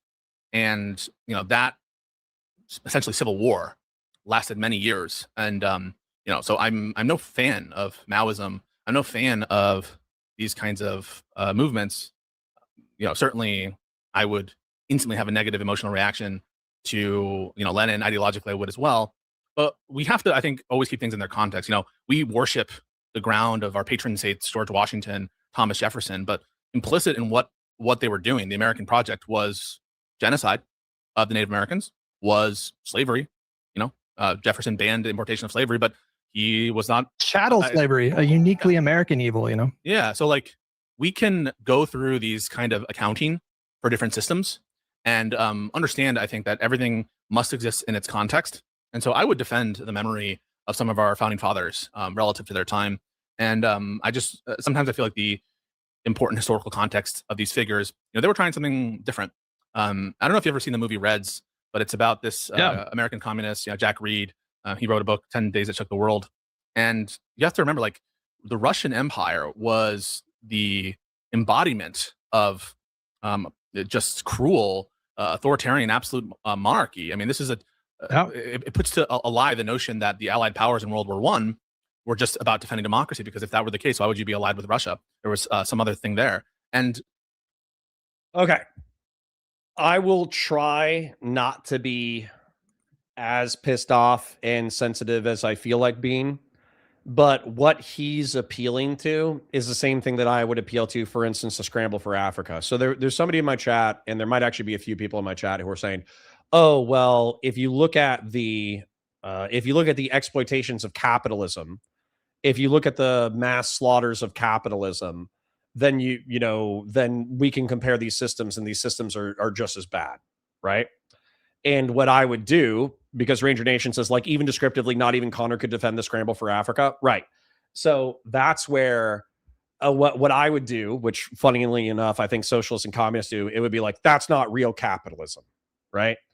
I actually have a historical argument for this, okay? And the reason why I have a historical argument for this is because I think that the mercantilism and the age of exploration colonialism is not the same kind of capitalism that America instantiated within the liberal democratic framework. And I would also say that the liberal democratic capitalism, with its hypocrisy and contradictions about chattel slavery in reference to like liberal human rights, that was the seed through which the abolishment of slavery was ultimately like grown out of. What about the scramble for Africa? Yeah. So the scramble for Africa, for those of you who don't know, during the age of exploration, there was a huge military commercial exploration venture in the Americas and in Asia. So China was ripped apart by European nations. Japan, weirdly enough, became like not a vassal state, but a collaborative modernizing project with the United States. Very weird history there. But that did happen. The Dutch East India Company, the English East India Company, those all became like powerhouses in the East in reference to taking goods and exporting them back to Europe. And the Americas was the same thing. It was effectively like a Scrabble. Collaborative. It was collaborative, Patriarch. We actually didn't overthrow the shogunate. We didn't overthrow the Japanese government. The Japanese government actually said, we want to modernize, but we don't want to allow everybody into our country. So we're going to temporarily only allow the United States in. And then we had like a 2-decade-long collaborative technological modernizing effort. I forget what it's called, but it's actually like really, really interesting history. Whereas with China, we actually, like, not us, but the English just like showed up with a rifle, pointed it at the emperor, and they were like, hey, you're going to let us sell your people opium. That way we can deal with our silver deficit. I think that was pretty evil. Anonymous Chatter with the 10. Thank you for the chip, King. One of my internet dads reviewing my other internet dad. I thought Hutch came across as a liberal with a spine here and the exact type of biting bullets and holding true to principles I want to see. Good. We're only really just getting into it, Anonymous Chatter. Thank you for the chip, by the way. But yeah, I do want to address the scramble for Africa specifically, though, because I feel like I've highlighted the setup for it. With the scramble, Fashion 40 says also the new Counterpoint Sci-Fi is out. Correct. I released another Expanse episode today, so definitely check that out. But what happened in Africa was Germany, Belgium, France, England, the Netherlands, all that kind of stuff. They all decided, well, hey, we've already done a lot of work in Asia. We've already done a lot of work in Africa. But when it comes to in America, but when it comes to Africa, we actually haven't made like a lot of inroads. And that's like the last colonial frontier. That's like the last place that could really be like conquered and exploited for resources that isn't totally swallowed up by every other competing colonial power. And so Germany had largely been left out of the colonial project until that point. Belgium had largely been left out of the colonial project until that point. The Dutch obviously had the East India Trading Company, but they wanted to solidify their claims mainly through South Africa. And then the English wanted to do that as well, where they wanted to solidify their claims in Africa, namely South Africa. And so as a result, there were a bunch of European powers who went into West and South Africa and started fighting for territory and resources. And Belgium, weirdly enough, normally known as like a pretty chill, neutral country because of their relationships in World War I and World War II, the king of Belgium was notoriously brutal in reference to rubber. Like notoriously brutal. Not only did he enslave the local population, not only did he work that population to death, but famously, because this is when cameras were coming around, if you didn't meet your rubber quota then they would slice your hands off, or slice the hands off of your family members. And so there's a pretty famous series of photos where the hands of African infants, like seriously, I'm not kidding, like children under the age of like 5, there's like a pile of children's hands severed from children. And there's like men, African men who are already missing one hand, standing over the severed hands of their children in order to motivate them to fulfill their rubber quota. You know what I'm saying? Like some of the most like evil, fucked up shit you could possibly imagine. And so when people say like, oh yeah, well, capitalism has all these sins too. I agree that like the age of exploration, colonization, the scramble for Africa, there were plenty of crimes against humanity that are utterly morally indefensible. I actually think selling opium to China at gunpoint is one of the most like obviously morally evil things that you could ever think of. I just don't even think you should bother apologizing for it. Like, you shouldn't even try to defend it. You should just go, yeah, that's pretty fucked up, right? Yeah, so I can't defend that. But I do think that American liberal capitalism rooted within private property rights, I'll try to wrap this up, but effectively, like, as soon as you say that all men are created equal and are endowed with their creator with certain inalienable rights, and among those rights are life, liberty, and the pursuit of happiness. Well, the only way that you can prevent Africans from having life, liberty, or the pursuit of happiness is by saying that they're not human. And we tried to do that for like 65 to 70 years. But the obvious contradiction of Africans not being human, in my opinion, the doom of chattel slavery was kind of put into the founding documents of the United States. And Sturgill says the Three-Fifths Compromise. Yeah. So the way that I learned the Three-Fifths Compromise, and nice one. I'll see that in a sec. I'll read that in a second. But within the Three-Fifths Compromise, a lot of people position that as like, okay, well, this was just Americans being horribly racist in order to deem black folk 3/5 of a full-blooded, like, white human being, right? And yet, what the Three-Fifths Compromise really did, because the slave-owning states were arguing that a slave owner should have the full vote of their slaves. And the people who were abolitionists were saying, no. They're not free men. They shouldn't have a vote at all. What the Three-Fifths Compromise did, though, is it muted the power of the slaveholders to the point that they would never be as powerful as free men. And so within that contradiction, the end of slavery was almost guaranteed demographically. So, yeah. So anyways, the point is that, like, I'm sympathetic to Pisco's point that every bit of history should be contextualized within its time and place, so we don't render all people villainous and irredeemably not understandable. But then, weirdly enough, I do think that this charitable historical contextualization that he's willing to extend to Marxist-Leninist revolutionaries in the early 20th century in both China and Russia, I wonder if he would be willing to extend that level of historical understanding to Europeans during the age of exploration.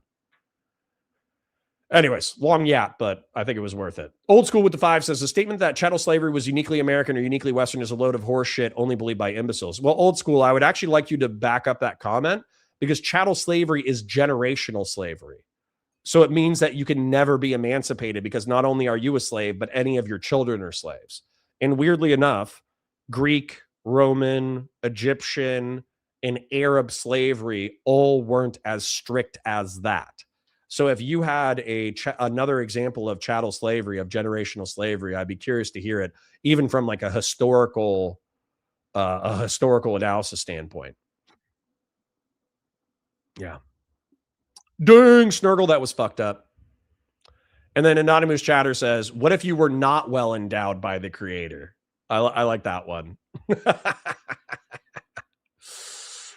Where is the ideological massacre of capitalism against? I mean, I don't know if I'm understanding your question correctly, But in the early Soviet Union and in Maoist China, there were definitely ideological slaughters that were anti-capitalist. Ranger Nation says, my main point is that capitalism and communism have equal sins and murder. I don't know if I agree with that. And it's better to just attack communism on the facts because it's a truly deplorable system. I can agree with that. So I'll split it. And I think that if we did do a comparison of authoritarianism and economic systems and mixed economy capitalism versus communism, I think mixed economy capitalism would come out ahead in reference to like genocide and mass slaughter and all that kind of stuff. However, I do agree that probably for the sake, since a lot of the Red Scare rhetoric doesn't work with Zoomers, it probably is better to talk about it from a systemic analysis standpoint. So, AK Batu Sai says, I'm totally uneducated in history. How bad was Tongan slavery? It couldn't have been that bad. There's only like 1,000 people on their island. So how could Tongans, I mean, like, I'm sure it's brutal, but how could Tongans be that bad if they only had like 2,000 or 3,000 people? Like maybe they ate their slaves or cannibalized them or raped them or murdered them. But once again, like Tonga is an incredibly small island with an incredibly small population. So anyways, content. So, you know, maybe I would think differently. And maybe I would even be more negative towards like modern day communists in some sense than like people who are trying to overthrow the Kerensky government in, you know, post initial revolution in Russia. So I just mean like, yeah, I can give you these answers, but just keep in mind the historical context, I think is vital here to understand like the entailments of our views in the modern day. Yeah, I fully agree with you. I think there's a term for this called presentism, where you judge historical figures or events through a present lens. This happens a lot in political discourse, within Democratic Party political discourse, or kind of broadly left-wing political discourse. The way we talk about Bill Clinton in 2026, for example, is like the perfect example of this. Oh, I don't know if I agree. I thought Bill Clinton was a bad president. Well, in context. Well, I mean, putting that aside, I mean, I don't even know if I feel comfortable debating Bill Clinton because I haven't spent a ton of time on him. But the fact is that, you know, by the time he won in 1992, the country had been in a rightward kind of stasis that started in 68 with Nixon. The country moved away from LBJ and the Democratic Party because of a combination of the Vietnam War and then also just perceived chaos from the anti-war movement, the various left-wing movements, the civil rights movements. Political violence was ramping up. There were a ton of protests that were happening all over the country at the time, and a lot of people got really frightened by all of that. And so, you know, Nixon came in and promised law and order, and then that kind of like held in terms of the presidency, you know, through 1992, with the exception of Carter, who just, you know, was most feel like he was a failure of a president. And so, you know, when Clinton came in, you had this governor from Arkansas, you know, this deep South kind of pragmatic but progressive guy who could kind of like speak the language of the constituency that the Democratic Party had lost. And so whatever your feelings are about his presidency, he was kind of like a necessary leader of the Democratic Party movement at the time. Like that was the kind of Democrat that needed to run in order to take on the monopoly that the Republican Party had on things like, you know, law and order and stances against illegal immigration. But in the same context of like when we were talking about Lenin or Mao or whatever, you know, I think you shouldn't just dismiss these people as raving, lunatic, mass murdering psychopaths. You should consider the context of the Russian Revolution or the Chinese Civil War with the nationalists, and that's all well and good. But I guess this kind of dovetails quite nicely into the next question I have for you, which is, what do you think that Hasan's politics are? And I want you to go into like as much detail as you possibly can. It's the day of the gentle lib pressing their progressive and lefty friends. Huge, you know, like the Nazis have the day of the rope, and the Nazis from World War II have like the night of broken glass. You know, the liberals have the day of the gentle rhetorical pushing. First Moggler, now Hutch. And I'm excited for these answers. I actually want to understand Pisco's perspective of Hasan's politics. But Anonymous Chatter says Clinton did really well in the economy and crime. His personal life could have had its own DDW, Destiny Dick Watching helicopter segment. Absolutely. Absolutely. And arguably it did. Okay. So for those of you, I was born in the late 80s, the day of slight pushback.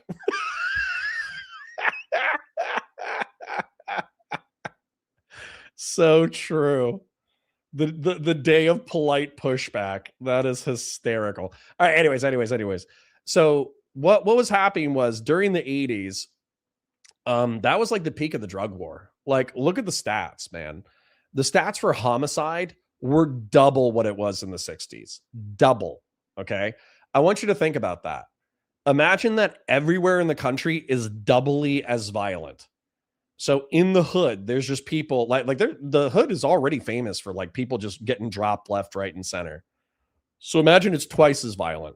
And then imagine like your lily white suburb where one domestic violence murder happens per year, and then double that. So now it's 2. So not only are people in the hood getting dropped left, right, and center, but the people in the lily white suburbs are also getting dropped at a more frequent rate, likely because of drug abuse. The lib till knocked. Nice. Lily white, I have no idea. I'm assuming there's white lilies. Lilies are flowers. So super white, giga white, ultra white. Anyways, the point is that society was twice as violent in the late 80s, early 90s. And so Bill Clinton was a centrist Dem.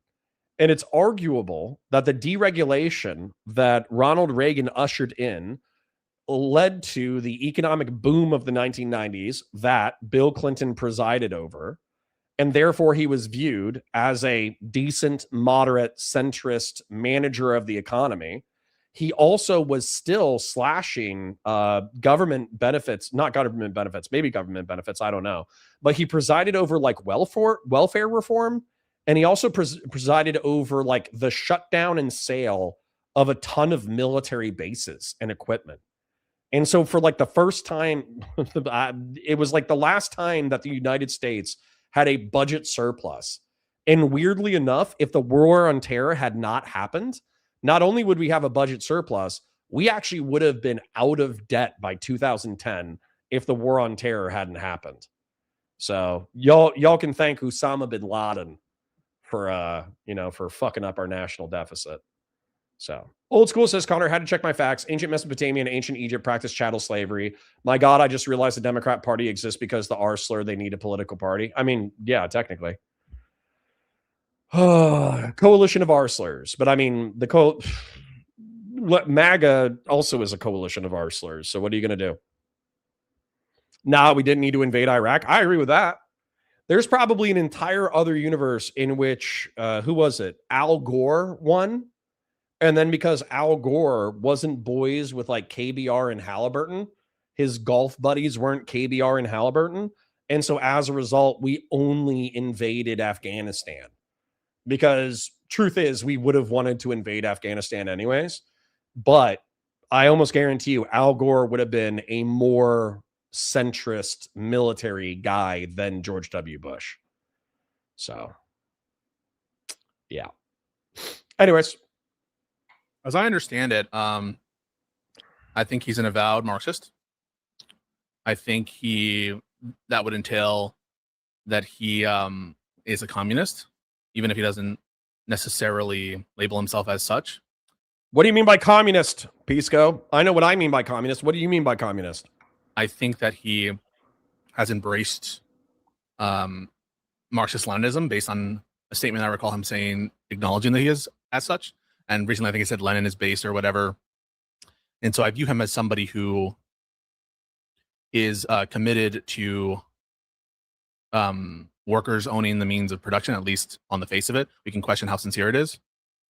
And the creation of a classless, stateless, moneyless society or whatever. All right. He defined it. Let's go. You want more? Yeah, if you can give more, yeah. That's the official answer. How do you think he views liberalism? They use liberal as a slur. liberalism they view as weak compromisers who don't have the Al Gore, the internet guy who feels up his masseuses. Yeah, that's the one. gumption to achieve the real change the country needs. And so they are not liberals. I would go further than that. I think he thinks that liberalism is an evil ideology that needs to be destroyed and replaced. This is based on years of listening to this guy's rhetoric. You can actually find a conversation that's still up on YouTube that he and I had back in 2019 or 2020, talking about like harm reduction in the context of the 2020 Democratic Party primary. And he back then was saying basically the same thing that he's saying now. It's basically the same rhetoric where, at the time I was asking him, Bernie was comfortably in the lead because the field was still very split at that time. And I just wanted to, at the time, for context, I was confident that Bernie was going to win. In retrospect, I feel a bit naive because we should have all seen it coming, like what happened with like the moderates coalescing around the strongest moderate. Like, of course they did that. I don't know why we didn't all just expect that was going to happen. But I still asked him at the time, I was like, just in case, and I asked him specifically, just in case it's, it ends up being someone like Joe Biden, would you commit to, for example, like, phone banking for Joe Biden or stumping for him or advising your audience to support Joe Biden? He said the same thing back then that he said just recently, which is like, no, I don't even want to like talk about that. Now, of course, he did eventually come around to endorsing Biden, but he did. I didn't know that. He did. Yeah, in 2020, yeah, he did commit to the harm reduction, but that was like extraordinary circumstances. I mean, we were still in the middle of this like pandemic, and we had all these riots going on, and Trump was just so in your face, like chaotic at the time, that I think it was just really untenable to like not endorse, right? But okay. So, what am I thinking? And I think that's what everybody's so annoyed about Hasan with. It's like, obviously, if we have a successor, by the way, Marco Rubio succeeding Donald Trump is, in my opinion, unlikely. I think it's entirely possible that the Republican Party has been so used to a cult around Trump that if he tapped JD Vance on the shoulder in order to be his successor, the cult is still going to, and the cult is getting smaller by the day. That's the good news. But I think the cult is still going to attack anybody who challenges like Trump's vision of the future. And so that's where, for me, it's not predetermined that we're going to have a primary. It's not predetermined that we're actually going to have a robust fight between Marco Rubio and Nikki Haley and Chris Christie and whatever, the Dan Crenshaw and JD Vance. That's not guaranteed at all. And so we have no idea what the Republican Party is going to look like a year and a half from now, which is kind of concerning. But I think that's the harm reduction argument. The harm reduction argument is why everybody's pissed. It's because it's like, it's so obvious that MAGA has been so bad. Why, even if it was Gavin Newsom, why wouldn't you want to stomp them into the ground? And I think that's the contrarian bullshit that everybody fucking hates. So Pisco steel manning it is frustrating for people who are like, come on, bruh. Come on. A little bit different now, a little bit more stable now, I guess you could say. But I do, after years of listening to this guy and watching his content. Oh, sorry, real quick. There was something in chat that I wanted to address. Wasn't Al Gore ultimately correct about Man Bear Pig? Yeah, I think so. And I don't know if he predicted the end of the world in 2012, but I do remember something that he was famously incorrect on. So Al Gore was saying that the polar ice caps and the heating and all that kind of stuff was so bad that by like 2012 or 2010, Mount Kilimanjaro wasn't going to have any snow. And famously, Mount Kilimanjaro has continued to have snow because it's not, somebody told me this, and I think it's interesting to think about. It's not climate change. It's not global warming. It's global weirding. And so that's kind of what he was saying, was that like That's actually my friend who works in natural gas. He actually designs the turbines for natural gas, which is viewed as like a more green fossil fuel compared to coal. And what he was saying is like the weirdest thing about climate weirding or global weirding is that there's going to be places that do well and there's going to be places that do poorly. So for instance, like Jordan Peterson brought up that there are weird parts of the country that because of the increased CO2 emissions are now greening for the first time in like centuries.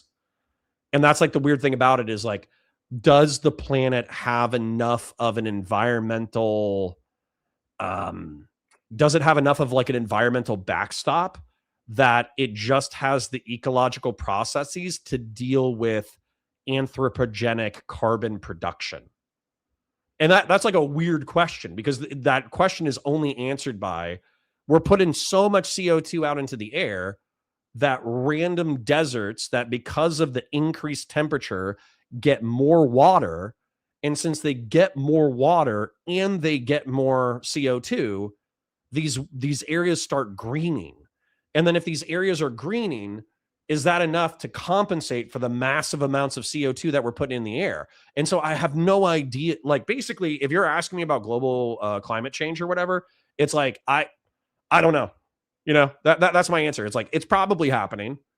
Like there's tons of ice in the north and south that are melting, but I don't know what to do about it because it seems like we're hell-bent on using carbon-based energy and we haven't come up with the technology to replace it.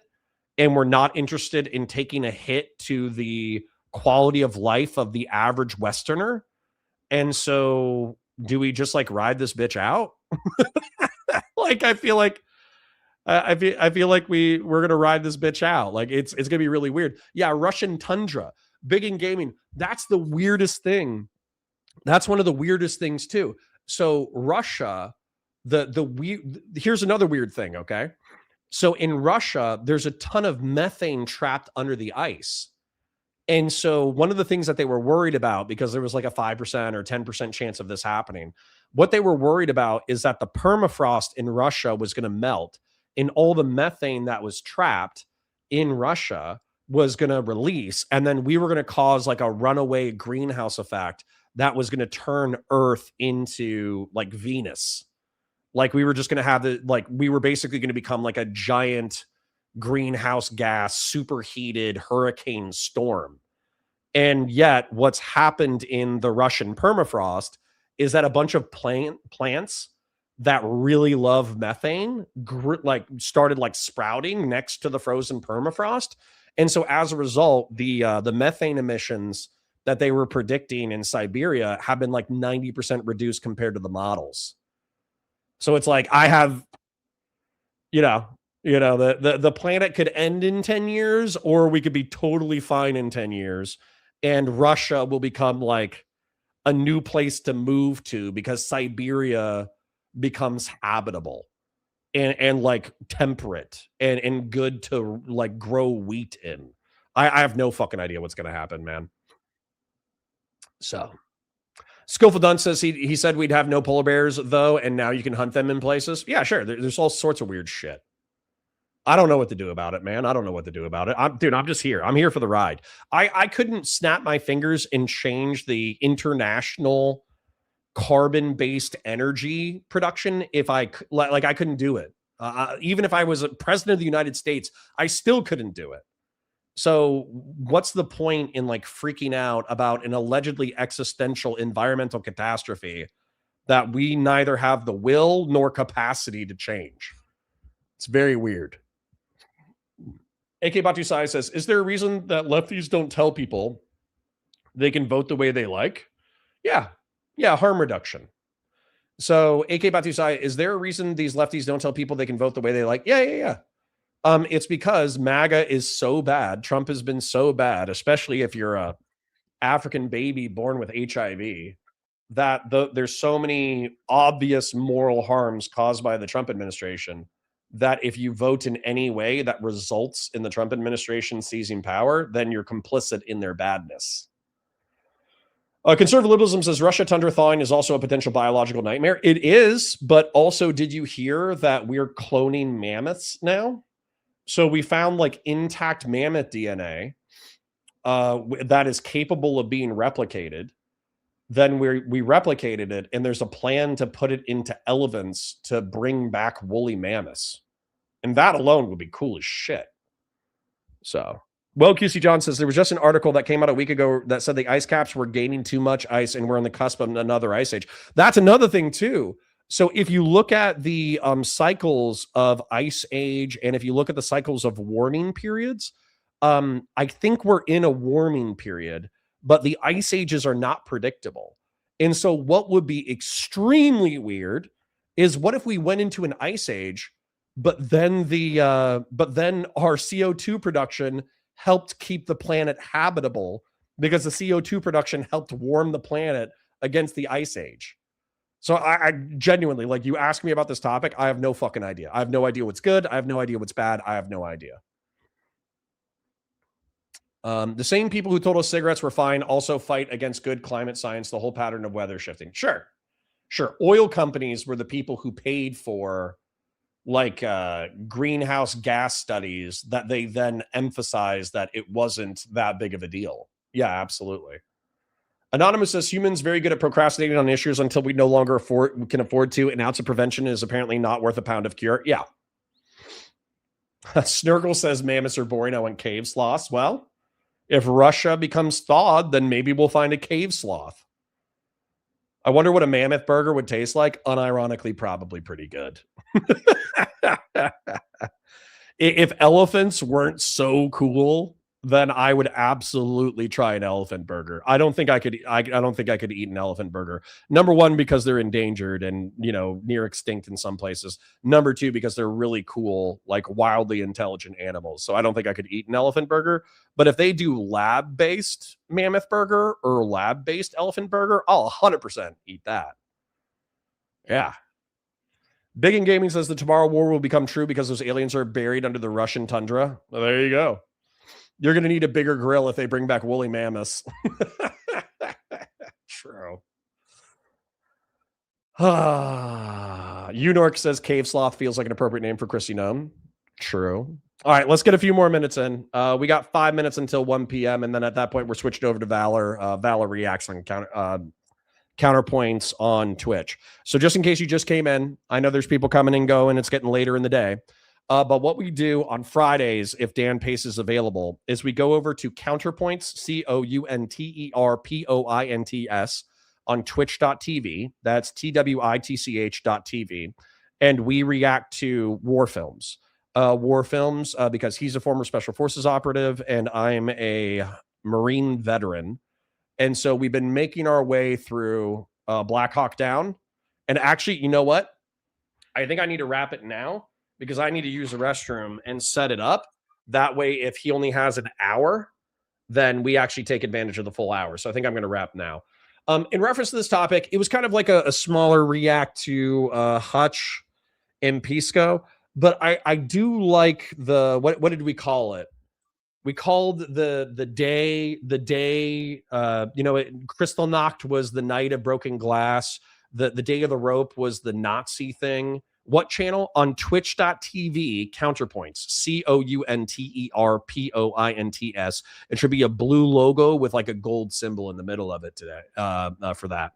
And then what was I going to say? But in reference to this, in reference to Hutch, this is the day of polite pressure, right? There's a link in the chat if you want to click on that. I'll be there in like 5 minutes, 10 minutes at the most. But this is like it's like the night of polite pressure. You know, so basically Hutch pressing Pisco, Adam Moggler pressing Hasan. It's a good day for liberals. That's what I would say. A lot of people didn't like the Moggler content because they thought that he was too polite. I don't agree. I thought he did a good job. And then Hutch here, I don't even care if Pisco comes back and mogs the shit out of Hutch. This is the direction that I want to see. I want to see liberals politely pressing the more progressive members of their coalition on how much do they need to give the far left, and how much is the far left interested in pushing their electoral project forward versus how much is the left trying to use liberals as useful idiots to push their own political project. And that's what's going on, and that's dope, and I love it. I think. So anyways, I'm going to wrap for here. I'm going to shout out. We almost hit 2 goals today, which is not bad. It was a little bit of a slower day, and we're only halfway through the day, so that's not bad at all. And we did have an Oiler today that basically busted it through the roof in reference to money. So let me thank the people who have donated. Old School with the 5, AK Batu Sai with the 5, Old School with the 5, Anonymous with the 10, Just Julius with the 5, Hedonic with the 5, Buzzraka with the gifted, ET with the 5, Grassroots with the 5, Jeb Kush with the 5, From the Ashes with the 2, Skillful Dunce with the 10, Horse God with the 20, Clay Ben Treese with the $1 super sticker, and Exponential Entropy with the 20 gifted memberships, which is the equivalent of $100. So Exponential Entropy, thank you for being the Oiler today. Everybody else, thank you for the chip and the oil. Kami says, hey, the far left is growing into the suburbs, y'all. I mean, apparently. But anyways, go to twitch.tv/counterpoints. We'll be reacting to Black Hawk Down. I'll be there momentarily. Parasocial love.